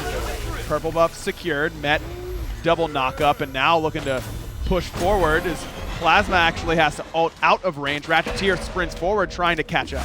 Ratcheteer a little bit too far away to find the route onto anyone, and Oswald very confident, just backpedaling, throwing out those on her basic attacks, poking out Ratcheteer, not wanting to get too close to the action. I'm surprised that Cryptic even won a fight, considering that there's only 9 stacks on the Gauntlet of Thebes out of this Kumbhakarna support. Your job right now is to sit patiently and farm it up. To be fair, Plasma has no stacks on his Gauntlet of Thebes. He hasn't even finished it quite yet, so he is tankier than Plasma, but you're right, getting a lead in those stacks would end up being pretty beneficial for him.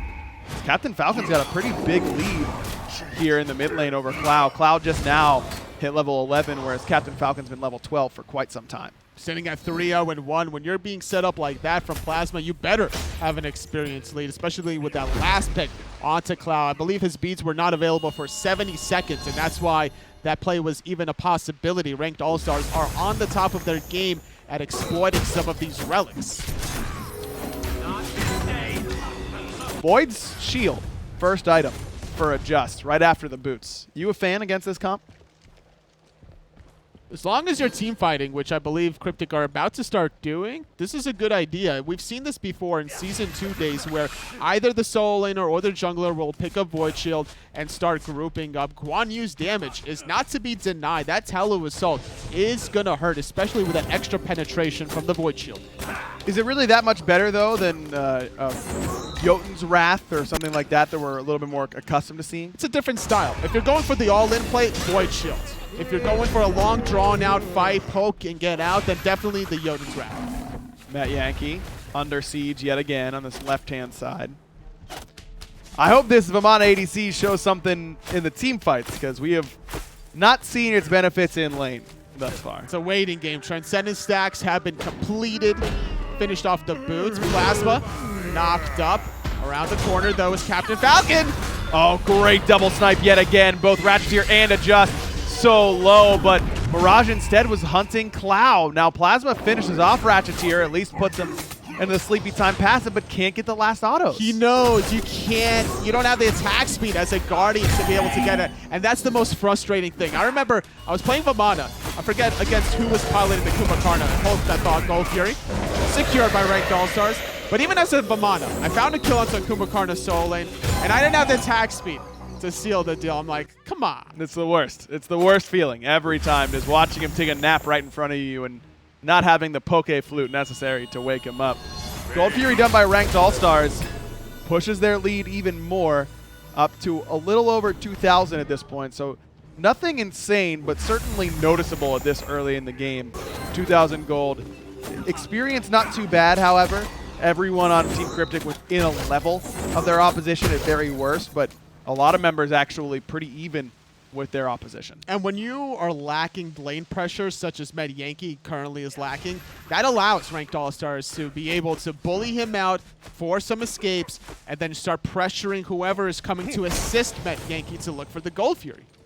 Plasma is still a bit behind in those stacks of the Gauntlet of Thieves, but getting closer. Ratcheteer only about 10 stacks ahead, which, considering how much earlier he had the Gauntlet of Thieves, could be much worse for Plasma at this point.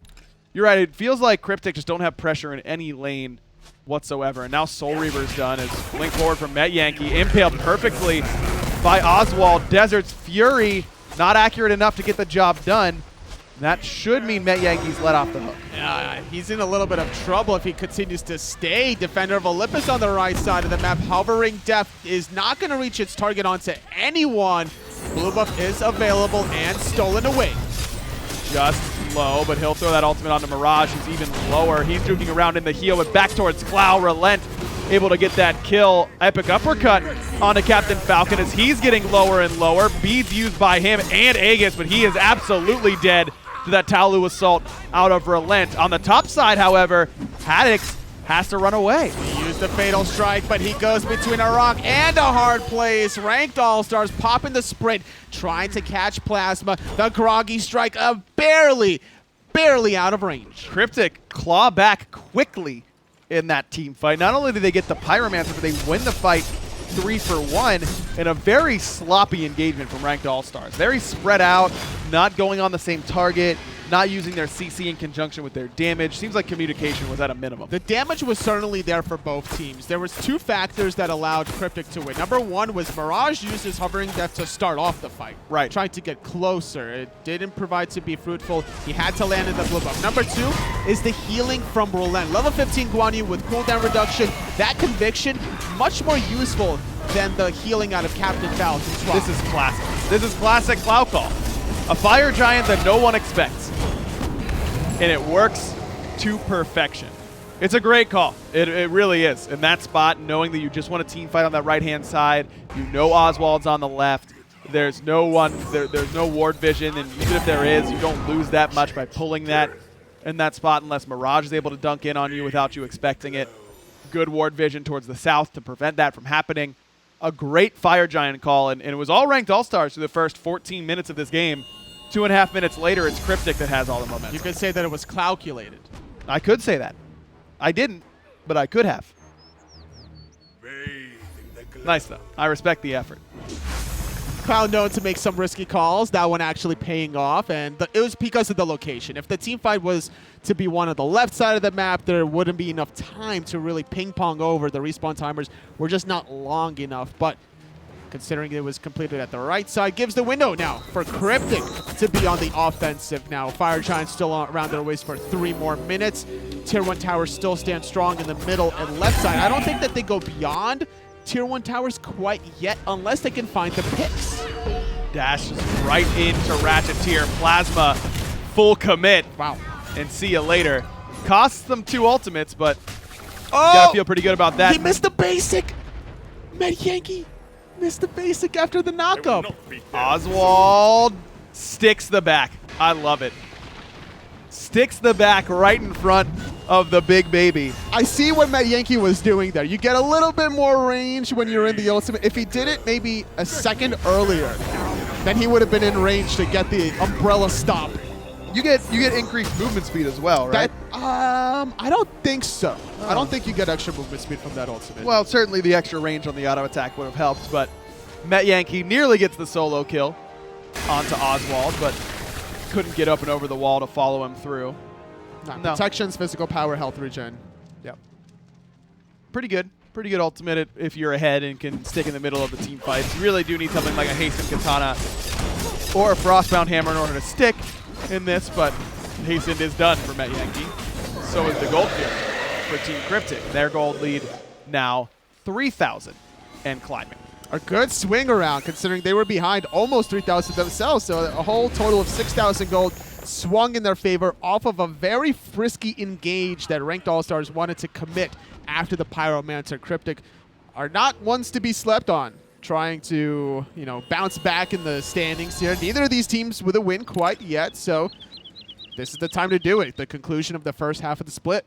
Met Yankee now goes for a stone cutting sword, joining Adjust in that department. So now he will do a lot of auto attack damage with the Transcendence in on top of it. The full damage from Mana ADC. If you're going to do it, you got to commit. And I like that Met Yankee's committing to it. You might as well. You're playing a very specific role. There's no time to go wishy-washy and actually go defense the way Vamanas normally do, because the base or the scaling damage is also very high. So it's a little bit of a mix of basic attack and ability damage.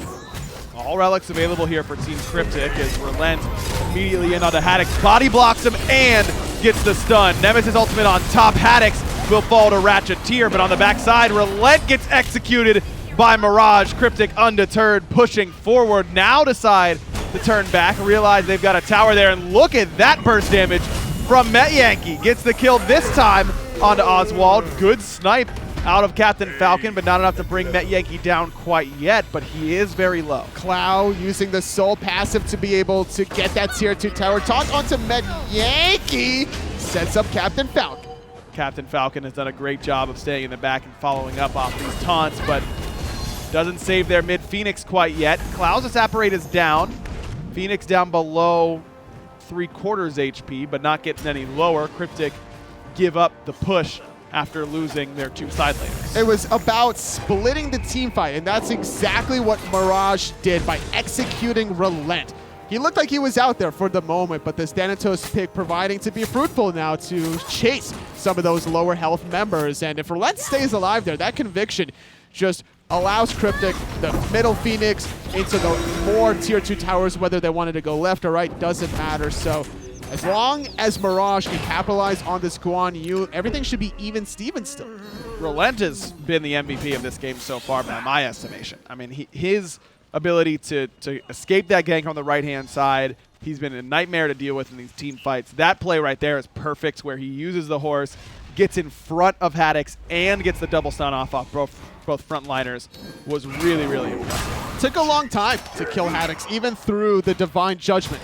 out of a Just, a very tanky build. Void Shield, Height of Urchin, not too much health to speak about as he's starting to work in that magical defense. I'm curious to see if Cloud is going to start focusing him out more without this magical defense. Not a high power build from Cloud, though. It's a lot of attack speed and good stick ability with those attacks, but not big burst damage off Stellar Burst Supernova. Two different ways to build the Soul. You can go for this sort of attack speed style or the traditional burst damage. Ratcheteer pushed out of the way of Plasma's taunt.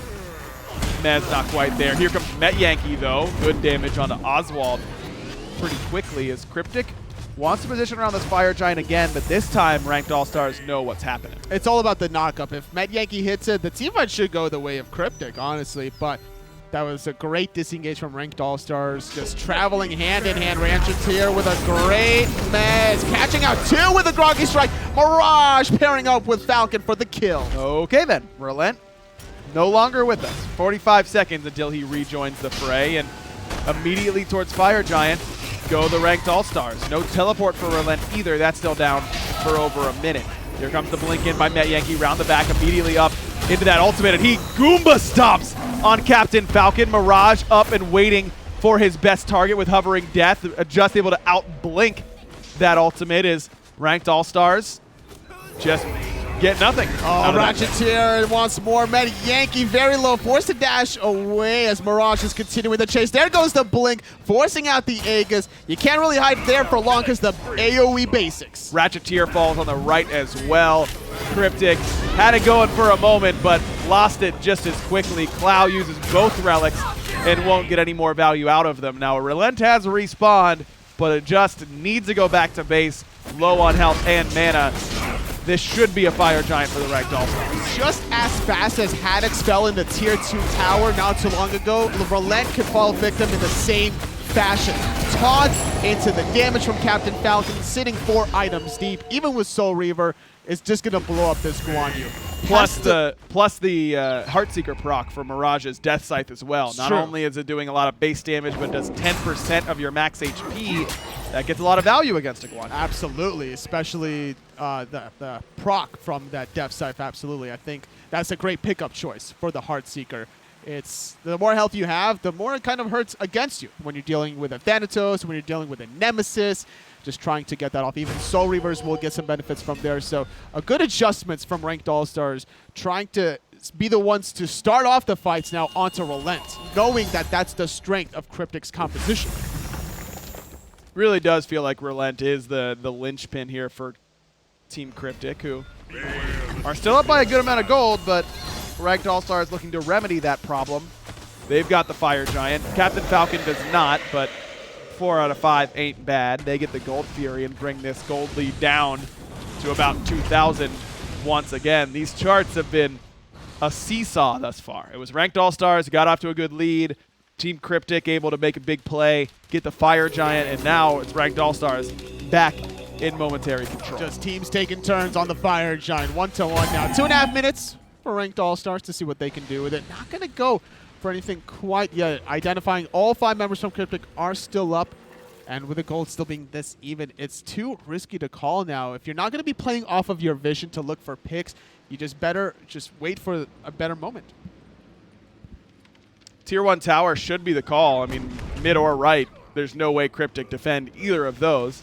In fact, you could probably split 4-1 mid to right, get both Tier 1 towers, and then siege to Tier 2, but there has been a lack of grouping so far off this Fire Giant, as even now, looks like Ranked All-Stars are heading towards this left-hand side. Maybe they only want to get Tier 1s and can work left to right in order to get them. Could be the case. Met Yankee is around the corner, but doesn't want to get taunted and pop the Mad Guy's cloak. So important for him to keep that up if he's to engage with that blink. Cryptic give up this Tier 2, Clow, and adjust too far away. There's the Athena taunt again onto Relent, but this time he's able to escape. Blink forward from Met Yankee, looking Captain Falcon on the back, adjust there to assist as well, as Aegis only buys a second. Mirage does give a Relent, and Met Yankee falls not soon after. Oswald still up and standing, trying to handle adjust and doing so successfully. Cryptic now on a full retreat. Mirage hits one execute, Haddox hits the other. Relent barely got an execute threshold at the very last second. Blink in from Haddox, but not going to look for the stun quite yet. Tier 2 tower did fall on the left side, giving the 4-on-3 advantage for ranked All-Stars to get this left side Phoenix. Certainly a possibility, though. No Aegis for Oswald is a bit of a concern. Adjust. An easy route to him. In fact, Mirage able to blink forward to try and keep the fight going in Cryptic's favor. He's forced back. Phoenix still awfully healthy, and it's not long now until Relent and Met Yankee are back up.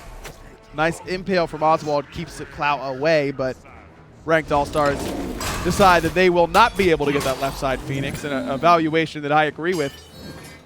This time could have been getting tier 2s, and I don't think they can anymore. It's only going to be this tier 1. At least they get the tier 1 for the trouble. Could transition that for another tier 1 on the right side without Captain Falcon for the left side Phoenix Siege. Just healing capabilities, you're just asking for a bad time. So peeling back is the correct call, taking their chances in the next minute when Fire Giant is due to respawn.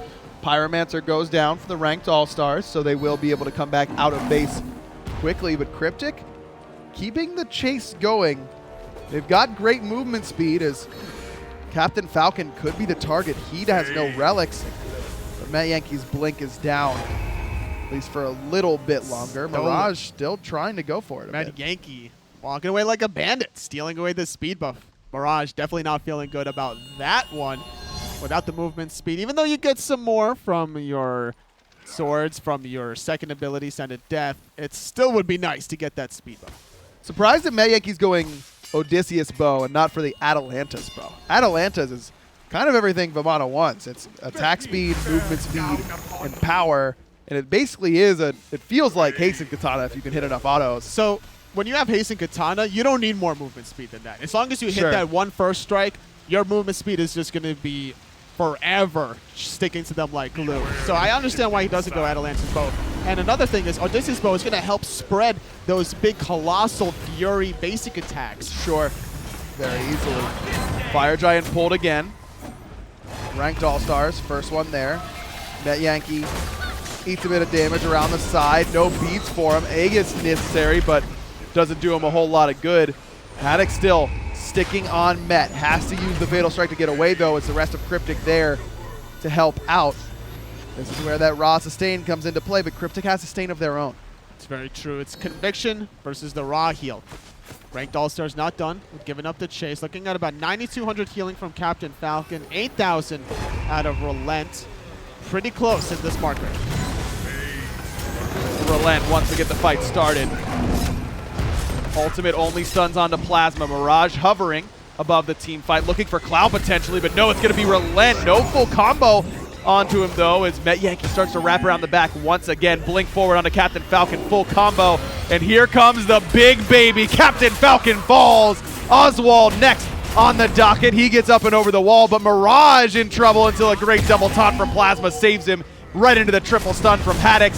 Haddox, no good deed, goes unpunished. He falls to just as it's a 2-for-0 in favor of Cryptic. Really unfortunate for Plasma in that fight. Everyone from Ranked All-Stars were so clucked up that when the Defender of Olympus happened, it hit Haddox instead of Captain Falcon, which was the primary target from the blink. Met Yankee identifying the slight weakness. Both relics from Captain Falcon couldn't keep him up alive long enough. So you may be looking at this and going, well, wow, Vamana EDC's nuts. How does anyone ever peel him away from Captain Falcon? You don't peel in this situation. You have to kill. And the best way to kill a Vamana in his ultimate is through anti-heal.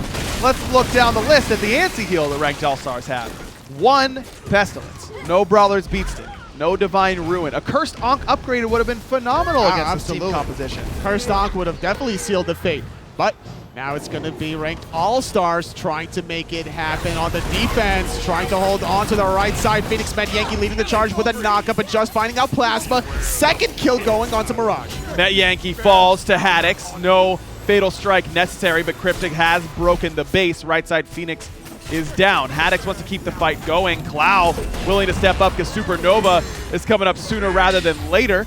Oswald's Aegis necessary in the face of a just. Epic uppercut, good. Snipe better from Captain Falcon. That might be enough to force Cryptic back And it is, at least for the moment. Doing a lot of damage, very short cooldown. Great defensive use of that ultimate to keep the health even safer out of Haddix just for the moment. Ranked All-Stars get their right side Phoenix stripped away. Cryptic with a good advantage now off of that one Phoenix. They can really use that to start abusing it once it starts respawning. There's going to be some fire minions down that lane.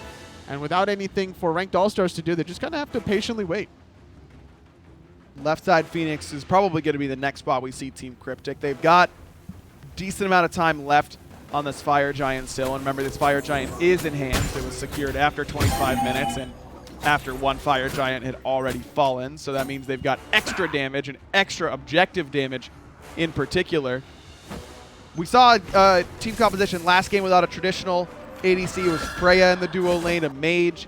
That meant that 2.0 had trouble sieging these towers. Still a traditional, non-traditional ADC this time around, but they've got Clow in the mid lane who can really bring the hurt to the objective. I mean, is Freya really a mage, though? Yeah, she gets played in mid more often than anywhere else now. That doesn't mean she's a mage. Sure it does. No. Okay, wait. If I'm looking for Freya, which tab should I go to? We're not going to talk about that. Oh, okay. She's a hunter. Oh, okay. So if I can build, so I just build her like I build all the other hunters with Devourer's Gauntlets and Executioner. Yeah, just a magical version of it. Oh. So she's a mage. Magical hunter. Oh. You know what the shortened version of magical is? Mage. Left side Phoenix down. Right side Fire Wave not too far away from the base, and Cryptic can just wait until that Fire Wave begins to push. But it looks like they might send Met Yankee in towards the mid lane to try and keep everyone away. Still no anti-heal picked up here by Ranked All-Stars, again, outside of the lone Pestilence from Plasma. Met Yankee in on that Phoenix will now dash towards the right.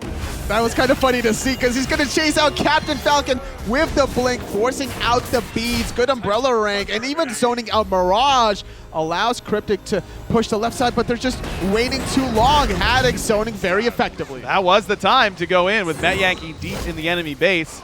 That ultimate being down, Captain Falcon able to breathe a sigh of relief. Mirage could use a sigh of relief as his slow immunity certainly coming into play.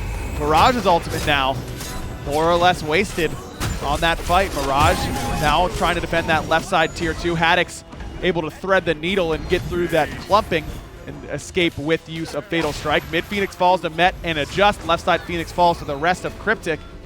Ranked All-Stars baited out a lot of ultimates perfectly and then did nothing with it. They couldn't really survive much longer. Now without all three Phoenixes, the door is wide open for Cryptic to expose this Titan, but they are without the Fire Giant buff. All 5 members from Ranked All-Stars are healthy.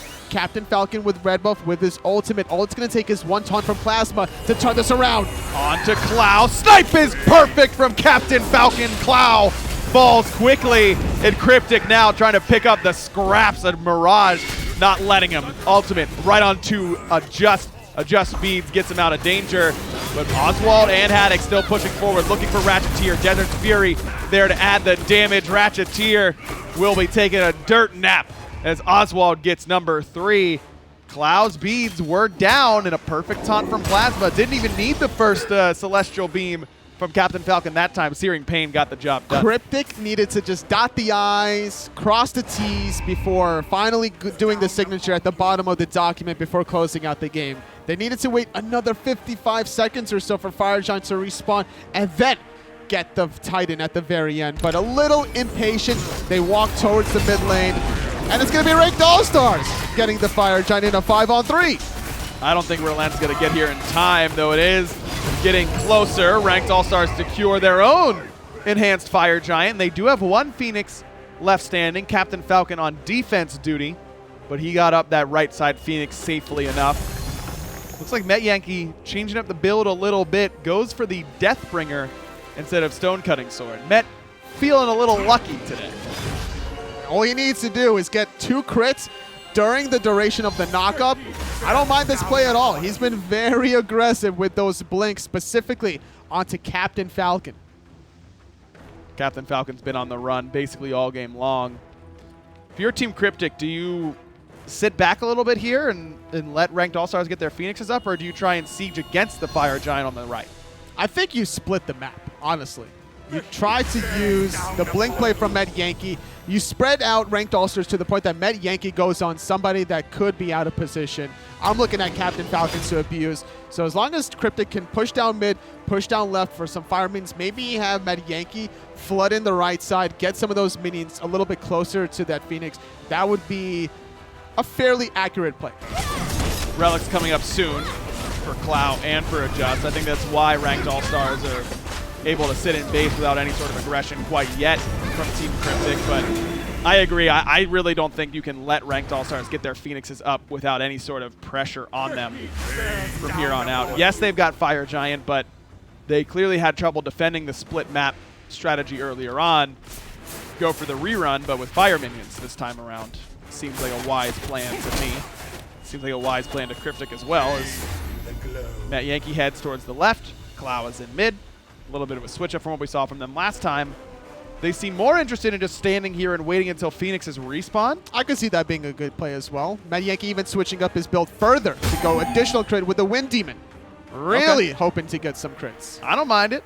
I don't mind it. Still no anti-heal for ranked all-stars outside of the Pestilence, so certainly has the capability to stick on someone and crit them down more so than he did last time around. Is no right side Phoenix Siege for Team Cryptic. It is just all about that mid and left-hand side. Whatever they can strip away in the jungle, they will certainly do that. Speed buff gets picked up by Cloud. Should be able to avoid Mirage if that's ever going to be the case. A little bit of a 1v1. Mirage with the Mantle of Discord proc. Played around that perfectly. Matt Yankee's got to use his ultimate just for that extra bit of sustain. Can't peel this away either. Mirage is dead. Hello? Mirage, are you okay? No, he's clearly not. Back-to-back crits don't hurt, but I don't even know if those were crits. 400 seems reasonable to me. No ultimate from Captain Falcon. He used it already as Oswald falls to the tiny baby. Met Yankee nearly gets Captain Falcon as well. Good stun from Haddix, but again, Cryptic on the verge of victory. Ratcheteer misses Epic Uppercut, and Haddix takes down Met Yankee, so Cryptic was on the verge, but they don't get over the edge. Captain Falcon has the snipe available. He shoots and scores. Clow goes down. It's a double kill for Captain Falcon, and ranked all-stars still holding on. Holding on to their Titan. Trying to get it a little healthier. Left side Phoenix fell as in the mid, so still some breathing room for Cryptic, knowing that there's not much timing to allow ranked all-stars to counter push. Mirage dead for 15 seconds after losing the 1v1. Oswald dead for 25 seconds after a nice double kill, technically, from Met Yankee. That's been doing a solid late game performance from this Vamana ADC. Yeah, it's worked out. I mean, I don't think Met Yankee playing Vamana ADC has been the problem for Team Cryptic. I think it's been the reeling in their aggression a little bit, positional issues at times, and really this Athena has been a big problem for them. Plasma in particular has caused a lot of problems, and it's all off the back of Captain Falcon and Plasma working together really well. Met Yankee with 2 potions of damage, 503k combined, is going to allow more 2-shot potential. I'm pretty sure that 401 definitely was a couple of crits there.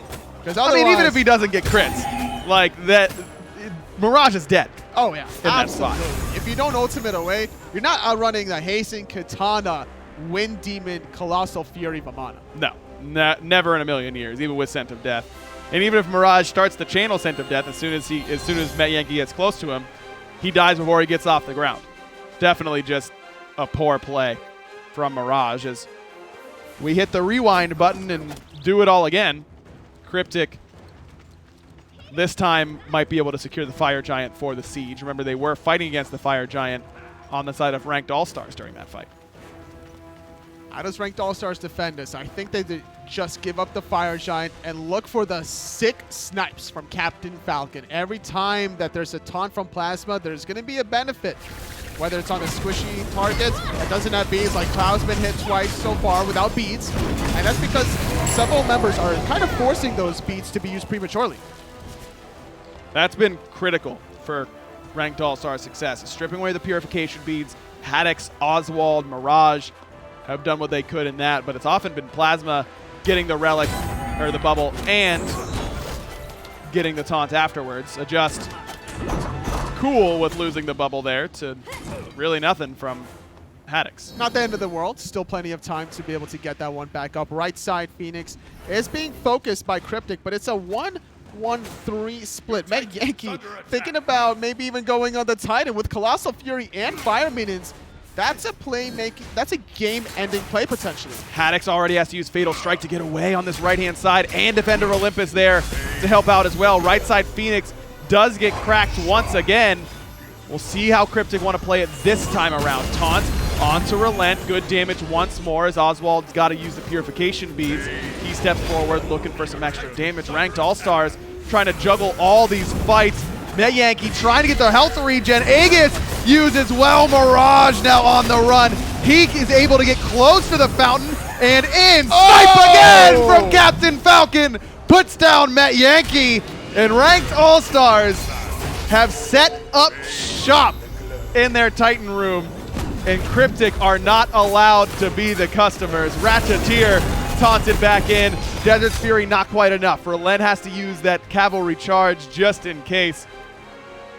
As again, the wheel turns. Cryptic cannot break the base out of Ranked All-Stars. Captain Falcon is the glue that is holding this order side all together. Mirage got baited originally by Met Yankee using the ultimate, trying to get out of that execute threshold through the healing. As soon as Mirage was landing, pops the Aegis. Mirage out of position. Survives because yet again of the Mantle of Discord procs, miniature stunning everyone around him, and a little bit of healing from Captain Falcon topping him off, and then the turn around play. Another beautiful snipe. No Vamana ADC remaining, but keep in mind that 3K potion that Met Yankee bought now persists through death, so he will have it for round 2. 43 minutes. A slugfest between the Ranked All-Stars and Team Cryptic. It's been pretty back and forth, though the last 10 minutes or so has really belonged to Team Cryptic. They've been putting consistent pressure on the base of the Ranked All-Stars, but the Ranked All-Stars, despite being down all 3 Phoenixes during the end of that last engagement, still up and standing. Particularly their mid and left side Phoenixes up and standing, which is critical. Cryptic now can't just waltz in and try and siege down the Titan, which at some point you feel like could have been an option. But now that there's 2 Phoenixes up, I don't think you really can. Definitely agree with you. Met Yankee was keeping Captain Falcon busy a little bit, defending that Titan room, which is what almost allowed Cryptic to find the kill onto Haddix. He had to use that ultimate defensively, trying to disengage, but couldn't find the kill. Means that 5-on-5 still gave Captain Falcon and the rest of his teammates that timing window to keep themselves alive. Taunt on the Ratcheteer, barely any damage off of it. In fact, he gets a 3-man mess, and there's a Supernova right away. Mirage ends up getting sent up into the air. Mantle of Discord stun, not big, but certainly the protection is. Oswald stomped down by Met Yankee. Mirage has to blink as left side Phoenix falls once more. Captain Falcon there with the damage, helps bring down Met Yankee. As another snipe hits onto Ratcheteer, Clow under siege from Mirage. Captain Falcon doing what he can, but Mirage is the one getting the kill onto Clow. Mid Phoenix is going to fall, or very nearly, but Ratcheteer didn't just walk up and smack it. No. When he had the minions there with him. So the Mid Phoenix lives, and Ranked All-Stars defend again. But left side Phoenix goes down. A couple of firemen from the right chipped away at the Titan ever so slightly. A great play yet again from Captain Falcon, just waiting for his timing. The great kill onto Oswald from Met Yankee, but he was so preoccupied with the Anchor that he could have killed Mirage so much later. Unbelievable. Cryptic, after trying to get base siege after base siege, are going to lose 2 members to a speed bumping at 45 minutes. They might even lose the game off this play. Just dead for a minute, Relent dead for 70 seconds. This should be a counter Phoenix at the very least. Absolutely. I mean, the left side wave is very far pushed, plus Oswald can take care of that if necessary. Teleports up for Haddix, so he can back and defend that, and then teleport in. Haddix has to be the one defending. Oswald's DPS is required to get these Phoenixes. Doesn't look like Ranked All-Stars want that, though. Instead, Mirage will try and strip away speed, not get punished for it, as a Just and Relent just did. Oswald indeed on defense duty on the left-hand side. So Ranked All-Stars only get a tier 2 off of that mistake by a Just and Relent, as Mirage actually gets the ultimate out from Met Yankee, but Met does have the blink coming up shortly. Might do it. Thinking about Stinky it. was definitely considering that option. Fire Giant being started. Ranked All-Stars already confirmed 2. Trying to make it an even 3 for 3. Get the Fire Giant for free off the Searing Pain, while Mirage was that distraction.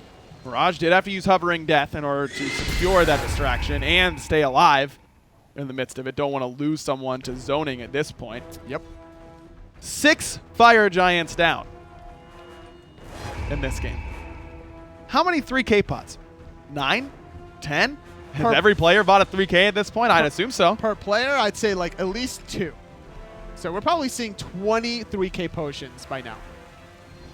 47 minutes. And still, ranked All-Stars in their base. They should know this area by the back of their hand, by this point. Oh, I yeah. mean, they have been camped out. As does Cryptic. As does Cryptic. They know the base very well. Just not what killing the Titan has looked like so far. They haven't killed a Titan yet during the fall split of the Season 5. And they're making it pretty tough on themselves to do it here. Now, ranked All-Stars, got to give credit to them.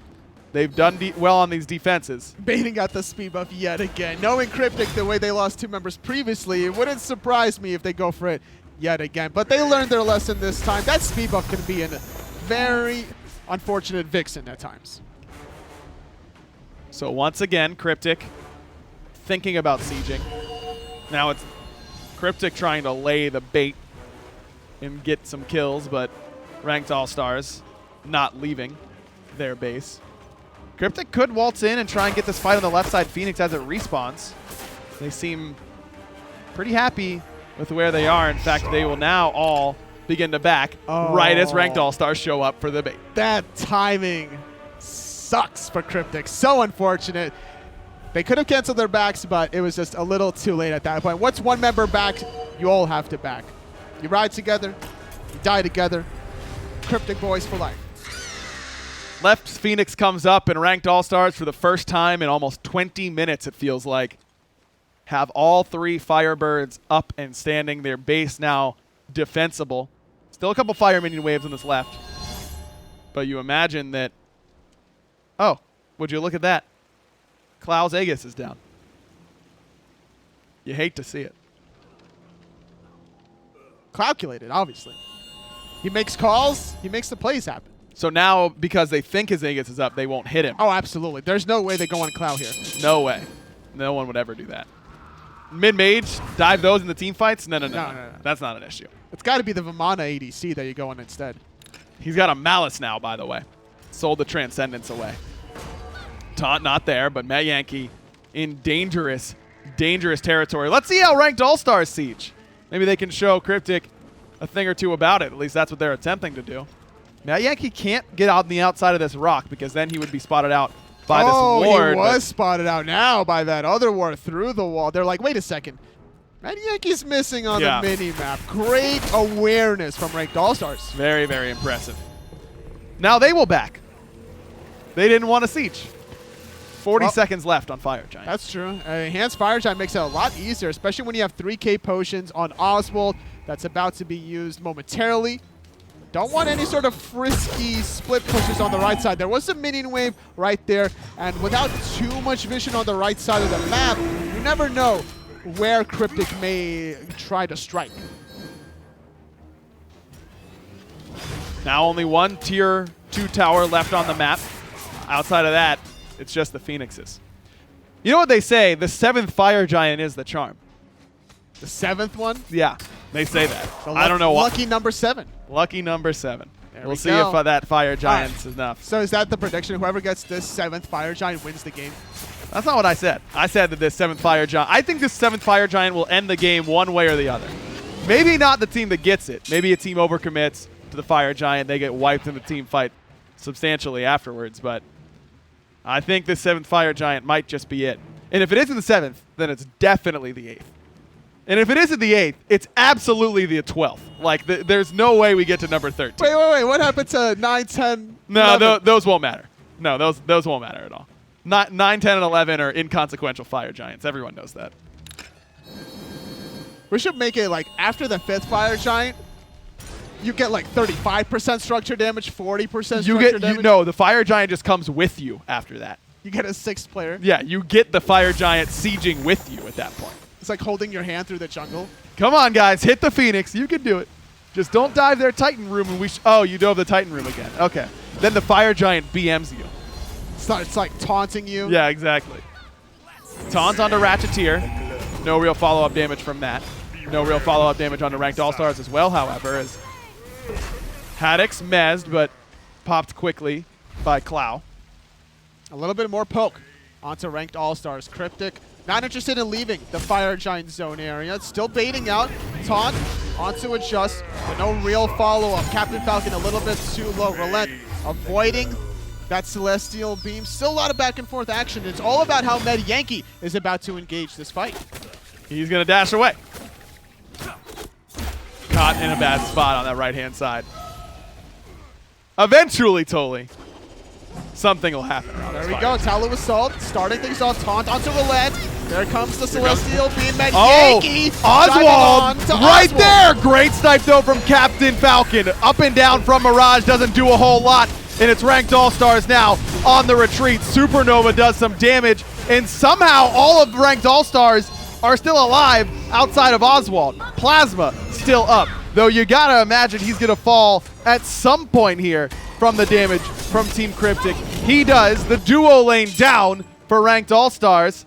80 seconds on Plasma to respawn. 50 seconds out of Oswald. A 5-on-3 for almost a whole entire minute. Cryptic, with or without Fire Giant, if they don't win off of this, I don't see them winning ever. The last shot, it feels like, for Team Cryptic. Though maybe not. Mez onto Mirage. Snipe from Captain Falcon only hits Ratcheteer, and that's not what Ranked All-Stars needed. Right side Phoenix just ignored because Clow steamrolls down Mirage.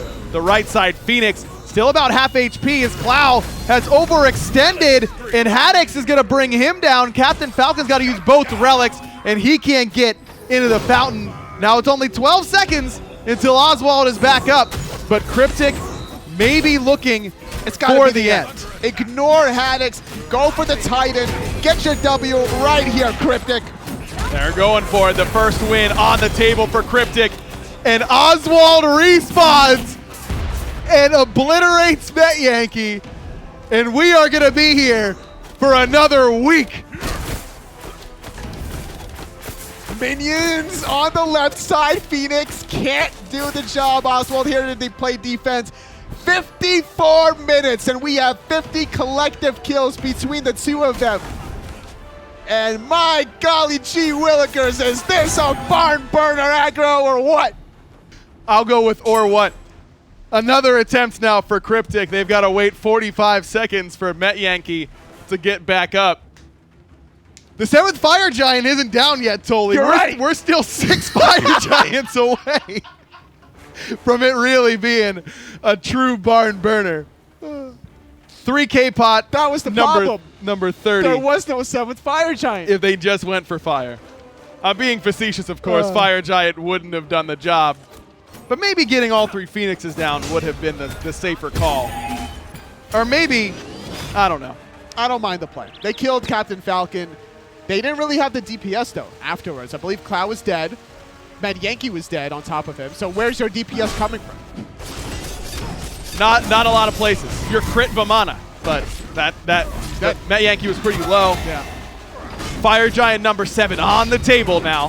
There we go. Left side Phoenix going down is very, very critical. That huge minion wave that built up on the left, Oswald couldn't get over there and defend it in time. That will end up making an impact one way or the other. Absolutely, because now the rest of Cryptic can just funnel down the mid lane, using those fire minions on the side lanes to get closer and closer to the Titan. And once it starts chipping away the Titan, obviously someone from Ranked All-Stars have to defend, and there's that small 5-on-4 window to siege down the middle Phoenix. Middle Phoenix, the only one left up. This is the 87th time, give or take, that Cryptic is going to try and break the base and kill the Titan. 86 for 86 so far. Our Ranked All-Stars on defending. Clow, first one in. He'll get taunted and lose both relics. And now, Ranked All-Stars have an easy defense condition. Yep. Taunt Clow. He's dead. Next time Plasma dashes in. As long as Captain Falcon is within range of the Searing Pain. Roulette, though, trying to dive and zone members away. Middle Phoenix not being touched. Look how far Cloud away he is. Very, very far. Plasma looking for it. Captain Falcon there. There's a taunt on the Cloud, but Captain Falcon went back to clear the wave. And Plasma now is the one in trouble. Met Yankee blinking forward, looking for Captain Falcon as all the defense comes back. Mid Phoenix down. Now all 3 Phoenixes are down. Titan is the focus. Good snipe though from Captain Falcon. It's an absolute fiesta around the Titan. It took 56 minutes, but Cryptic get their first win of the fall split. That 7th Fire Giant, a key. That's what it took. And Cryptic had less kills than ranked All-Stars. That just goes to show the great defense between Plasma's Athena, Captain Falcon's Raw combo. Huge defense for ranked All-Stars, but Cryptic eventually able to get there. Can't wait for all the Vamana ADCs in my ranked games from here on out. Who do you think was the MVP here from Team Cryptic? You had 56 minutes to figure it out. If you weren't thinking about this until now, you only have yourself to blame. I agree. It's got to be Med Yankee, I think, on the Vamana ADC. He made some key clutch plays earlier in the stages. It wasn't enough to seal the deal. Oh, right. That was today that those plays happened. That's right. Yeah. I thought it was a month ago or something like that. Team Cryptic do ultimately get the victory, but that's not all we have for the SMITE Minor League today. Still one more game to go. As it's, I believe it's still. Is it ranked All-Stars or Cryptic who have to go again? Ranked All-Stars have to play one Bless more up. time Bless after that 56-minute slobber knock. That is one word for it. They've got to try and do a better job of not sitting on their heels the entire game. They had great defenses, but if they can get on the offense, that might be an easier way for a victory. Cryptic, on the other hand, finally end up getting a victory, but we'll see more from them in the coming weeks. We'll be right back as we bring you Game 4 of the Minor League.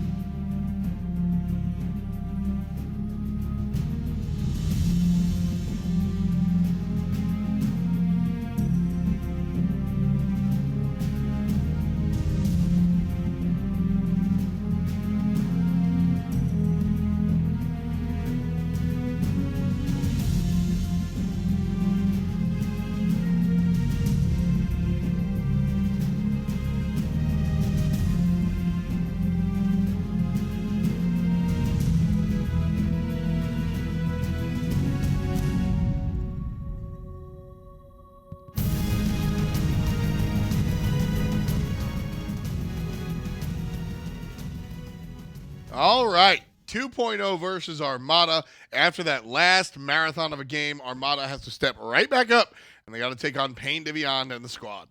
And it won't be an easy task either because Pain Deviant, I mean, they had a fantastic match already earlier today. A rather interesting turnout as well, but 2.0 seems to really be on the rise. Yeah, very interesting squad. We got a chance to look at some of the top-end teams. 2.0 definitely in that middle ground, but they've got a player, Zaxi, which I'm very excited to see making the transition from console over to the minor league. Very interesting to see how he's going to do in the world of PC.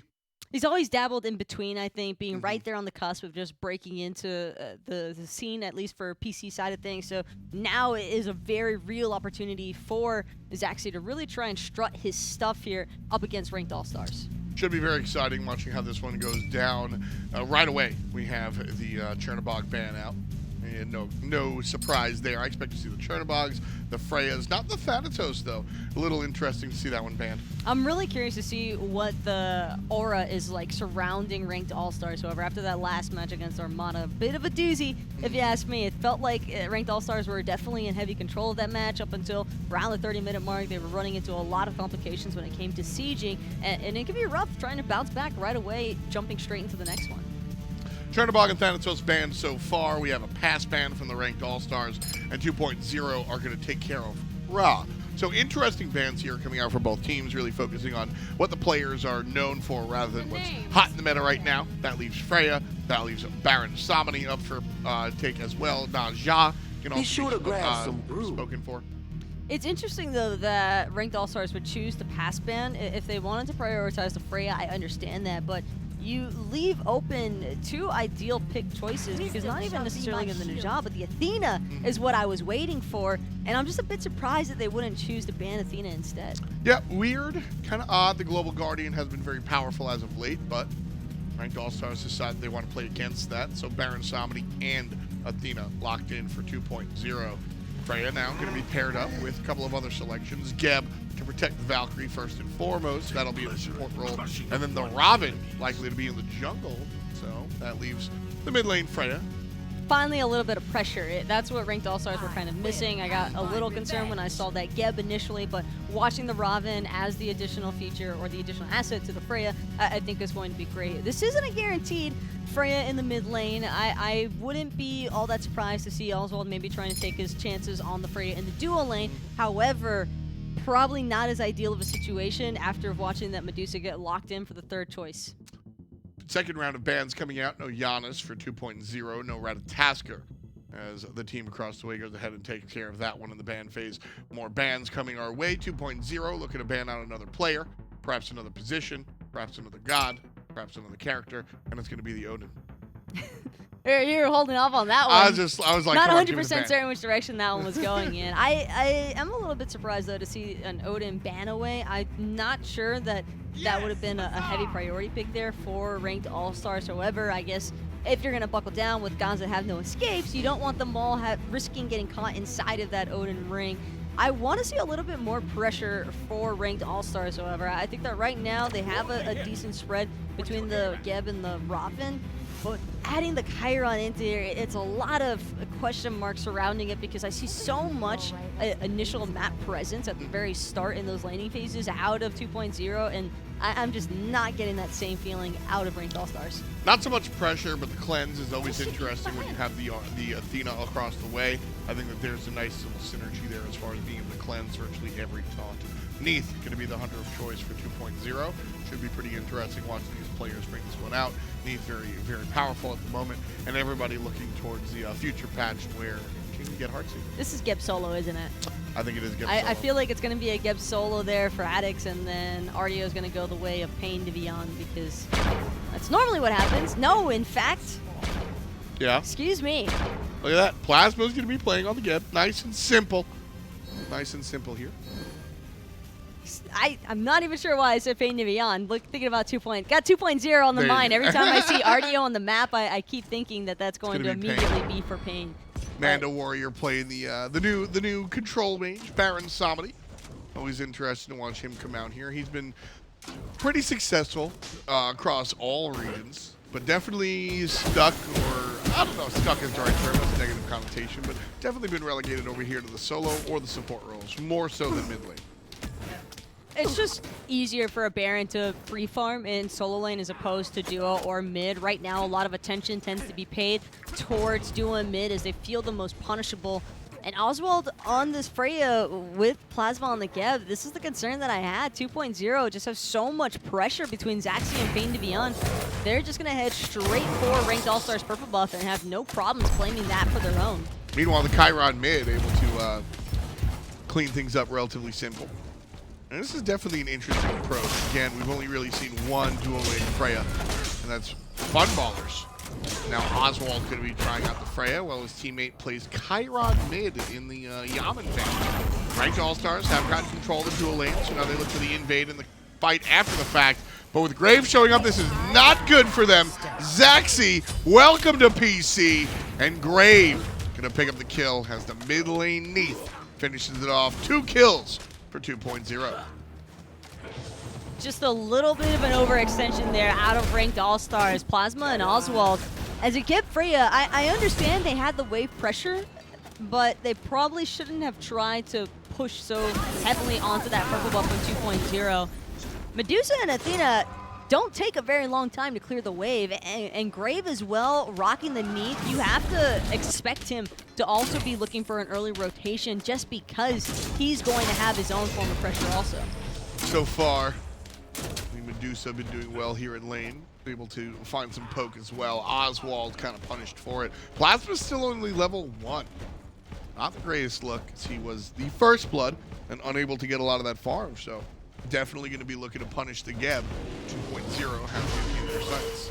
One of the most worrisome aspects about trying to take a Geb into competitive play is that early laning phase. If you fall behind in even the slightest way, it can feel absolutely awful trying to catch up again. And Plasma, that seems to be the case here, doesn't even have that shield cleanse yet for his team. And Zaxi and Pain to Beyond, no issues whatsoever.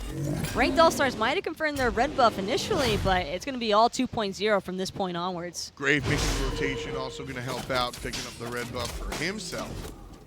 That 2.0 looking for the secondary invade, getting the purple as well. Haddix in, I won't say trouble, just, you know, a conversation. But just look at how freely a 2.0 are aggressing into both side lanes at the same time. Maul is getting a little bit of trouble here, however. Mirage and Pain to Beyond are hopefully not going to be seeing Pain anytime soon. Excuse me, that's actually Mala is going to end up taking the first build to Mirage there. And now Mando Warrior might have overstepped his boundaries. Yeah, I think he has as well. The mage doesn't really have much in the way of escape. So Mando Warrior falls down. Double kill for the jungle Robin. Mirage looking strong there. Able to tie the game up for him and his teammates right there. And as you can tell, Plasma did manage to get out of that sticky situation over in duo.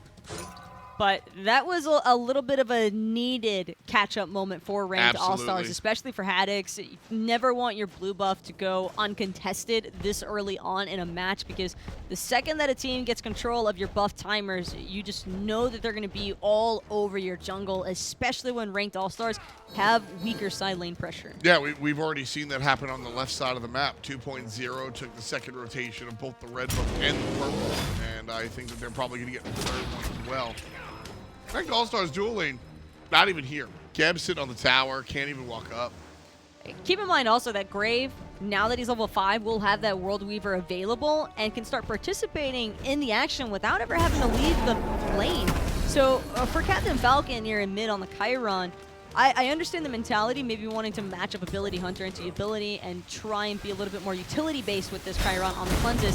Speaking of which, Mando Warrior actually going to catch out Mirage right as he was going in, but the commit is still good. Haddix going to end up finishing that one off there. Mystic Rush and the Prana Onslaught more than enough to take him down. Nice and easy there for the jungle Robin. Nothing really too out of control. Everything as they drew it up. So Ranked All-Stars do get another kill, but they're still trailing by over 1,000 because, again, 2.0 is coming through and eradicate their jungle. Red buff goes to Graves with the solo clear, and the dual lane of Zaxi and Pain have taken care of the purple buff. And that's going to be how 2.0 finds and maintains their lead in this game. Ranked All-Stars can't stop them. Well, they're just going to be able to continue wrecking face. Zaxi and Pain Divion a little off on their timing there. Zaxi needed to start channeling the Petrified before Pain even went for the taunt. You know it's a guaranteed taunt on the Plasma, only has that sprint, no purification beats whatsoever. So a little bit of a missed moment there for 2.0, but they're still making the most of it, trying to get off as much tower pressure as possible. And the fact that Oswald is so heavily combined to his tower is problem enough. Yeah, I mean, you got to keep Oswald in the fight. Big rotation from 2.0, and Man Warrior going to take care of Haddix. Barrage under the tower, and that's pretty much that. But 2.0, great rotation. The Mollusk able to show up and make himself known. Plasma going to wrap around Zaxi on the backside. A nice dash, and that's it. Oswald didn't even bother. Right side as well. Oh my goodness. Mando again gets another kill. And that's all Mando needed to catch right back up. It's the globals. That is what is overwhelming ranked All-Stars right now. Sure, they had a promising punish against 2.0 when they over-aggressed prior to everybody being level 5 on the map. But as soon as Grave hit 5 and Pain Divion, ranked All-Stars lost their ability to actively contest. Oh, Plasma level 3. Going for the invade. Failed.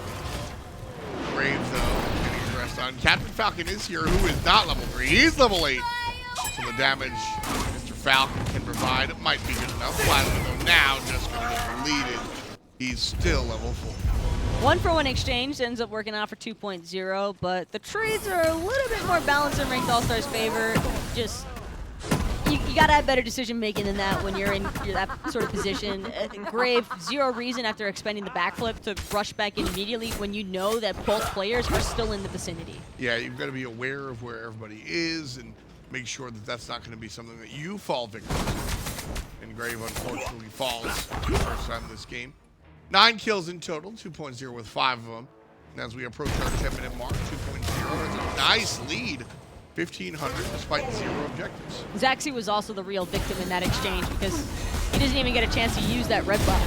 Yeah, just not a chance. Oh well. Don't think it really matters all that Oh, well. much. He seems to have been having very limited issues with Oswald. Oswald has done a great job, though, in catching up with Farm, considering how heavily 2.0 have been pressuring out that side of the map.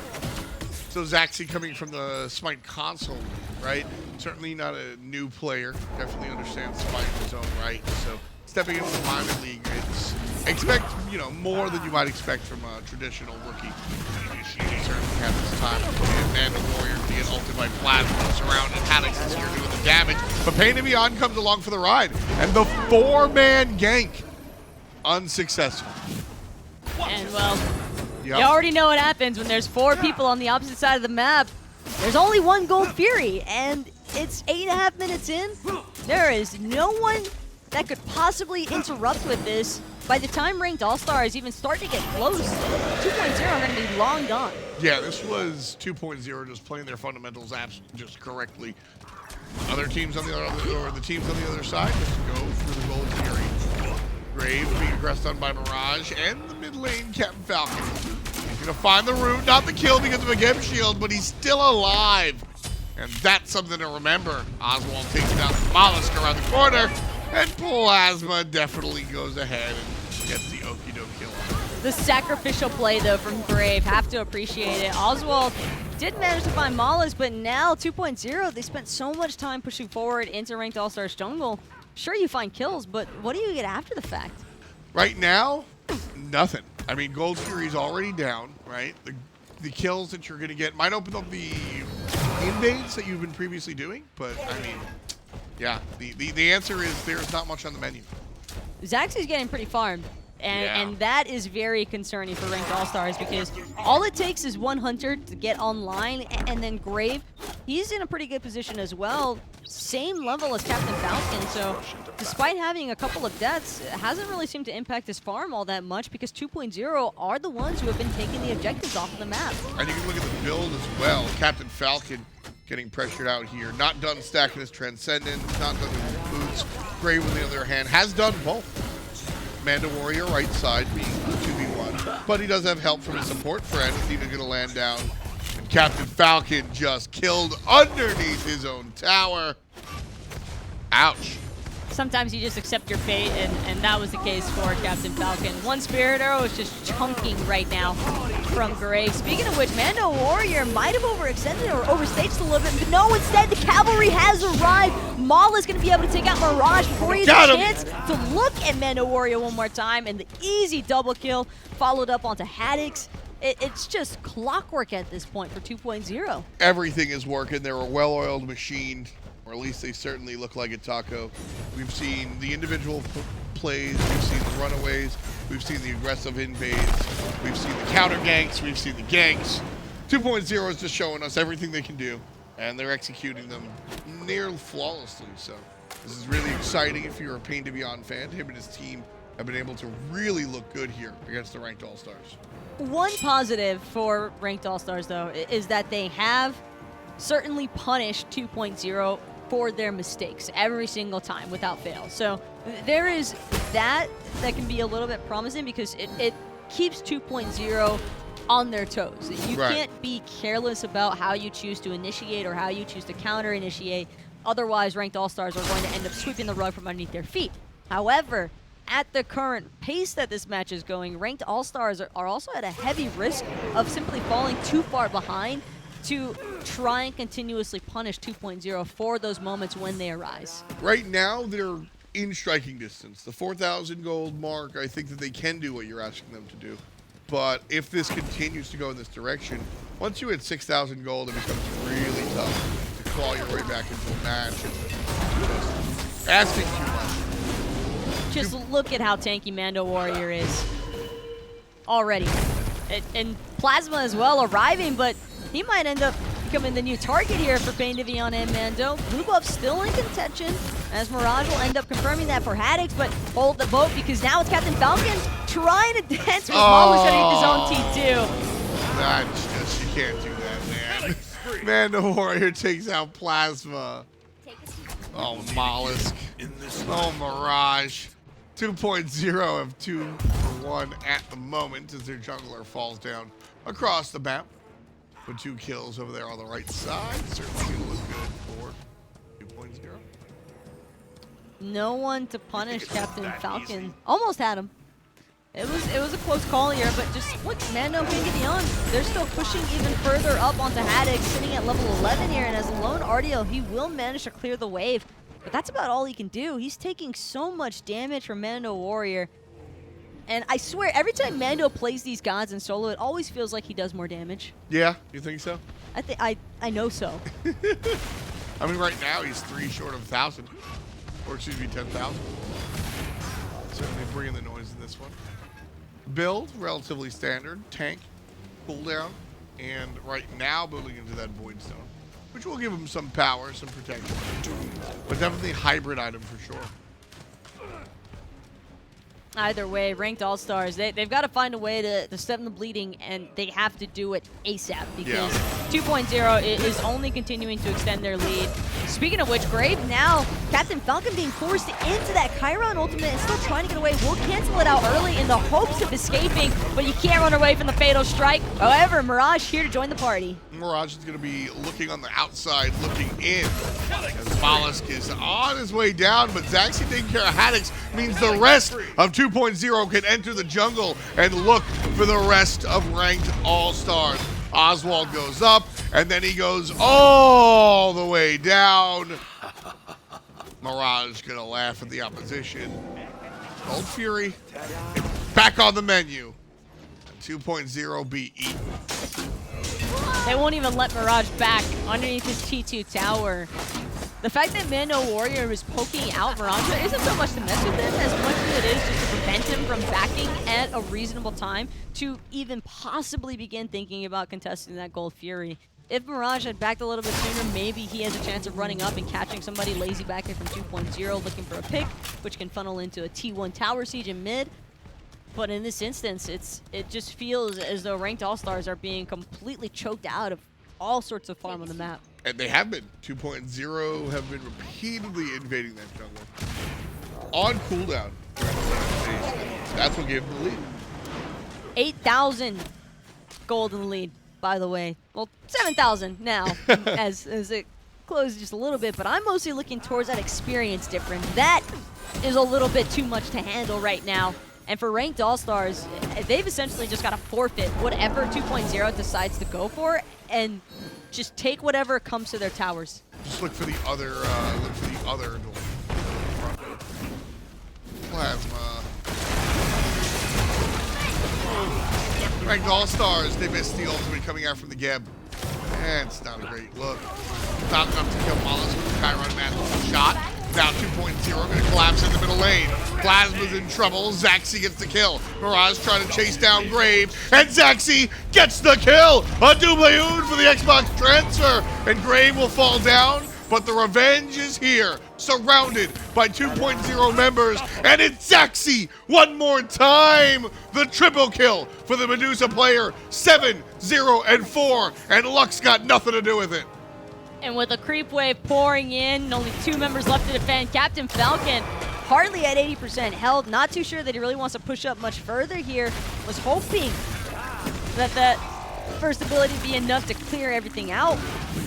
But right now, as it currently stands, Ranked All-Stars are just being completely run down. Yeah, this does not look good for the Ranked All-Stars at the moment. Down almost 10K in 16 minutes. And as soon as players walk up the lane, they're getting shoved back to the fountain there, Taco. Haddix gets a nice stun, but that's all he'll do. The Mollusk takes number 20 for 2.0. Mirage, one of the only ones willing to try and stay standing here in the mid lane, but only because 2.0 have already fallen back. Surprisingly enough, though, Mirage will get his own speed buff because 2.0 went straight for that T2 over in the right-hand side, trying to take away as much farm as possible and open up the map super, or as much as possible. Actually save that thought because Mirage not even going to take the chance of getting taken out. Quick and easy surrender there from Ranked All-Stars. 17 minutes of play, 10,000 gold lead. And this one, I mean, the Ranked All-Stars, I think, just knew that they were behind the 8-ball. Fantastic job from 2.0 to just get it done so quickly. Sometimes you just have an understanding, especially players at this level. They definitely understand that there is a certain point in SMITE where coming back into a match seems a little bit unreasonable. Yeah. And the problem is that, or why I actually like the surrender vote, is because of the fact that Ranked All-Stars knew in order to catch up, it would have to come at the expense of 2.0 blundering multiple times in order to close that lead, and that probably just wasn't going to happen. Who's the most valuable player is the question we'll ask you guys out there in chat. I'm looking at new guy Zaxi. 7 kills, no deaths. Certainly a nice look. The number of players look good, though. Might be the way to start. I think that, honestly, Zaxi was probably the most standout performance from 2.0, but the entire team as a whole, I think, just did a great job. Payne as well, wonderful responses with that Defender of Olympus, constantly bailing out Mando Warrior early on after that original misplay inside of the blue buff, and from that point forward, it just felt like all business for 2.0. Yeah, 2.0 just went to work, filed the papers, and then finished it off, knew exactly what they needed to do, and their opposition just couldn't hang. So because of that, a 17-minute surrender, a nice short game for them to really just get over with. So 2.0, fantastic job from them. They're going to earn the victory here.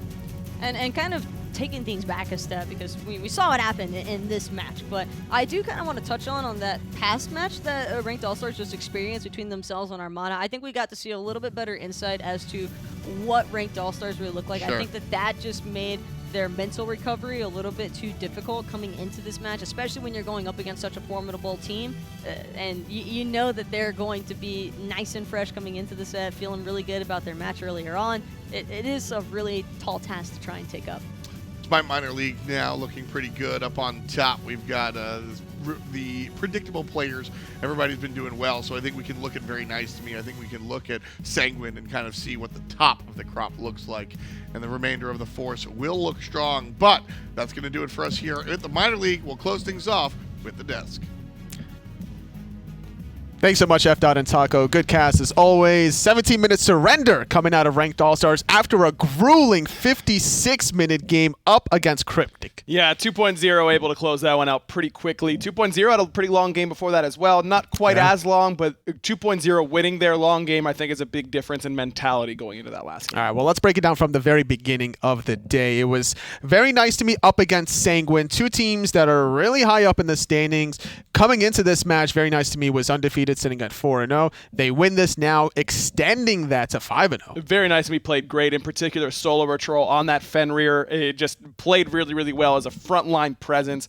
Had one moment where he gets his mid laner killed by taunting under a tier 2 tower, but that's just something that you have to be prepared for, I suppose, with Solar Troll on your team. And as he gets closer to SPL level, something we should see less and less of, at least ideally in my mind. And speaking of Solar Troll, he is going to be your game number 1 MVP. It was a little surprising that he even picked this god, considering there was a lot of disruption from the Brutalize. There was, but he played it really, really well, was very patient with that Brutalize, and really wasn't about the Brutalize as much as it was about the Unchained Stun, and of course the Ragnarok displacement after that. As you can check right here, I mean, he actually isn't even leveling the Brutalize, is more worried about the Seething Howl and what that will provide to his team composition. Solar Troll played very well. A lot of physical power and lifesteal, being able to chain that. Very well done in game number 1. But as we approach later down the day, it was Armada going up against 2.0. Another relatively lengthy game, but Armada closing out this set. 2.0 did very well. We're able to actually, it was 2.0, I believe, who won that one. That was quite a bit ago, totally. Oops. So no, you're it good, was. man. No, you're totally good. right. 2.0 had the lead, but Armada was able to bounce back and have a lot of really great defenses. Ultimately, just falling a little bit short. It was another soul laner in this game, Mando Warrior, yes, who looked very good. He was able to control the team fights. And 2.0 just have that look of a team that is working well together in unison. Still need to work out some little things, some still positioning mistakes and decision-making mistakes from Mollusk in this game.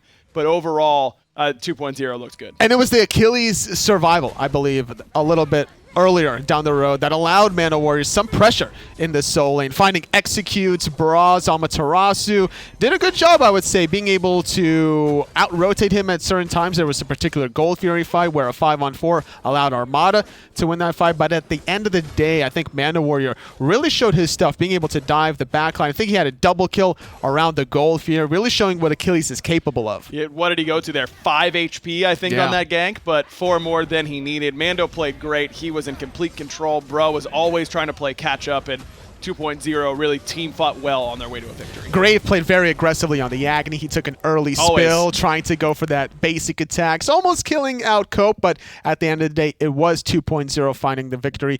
As we move forward, set number 3 for the day was Cryptic up against Ranked All-Stars. The theme was very long sieges. Yes, it took a long, long time in that game. 56-minute brawl between these two.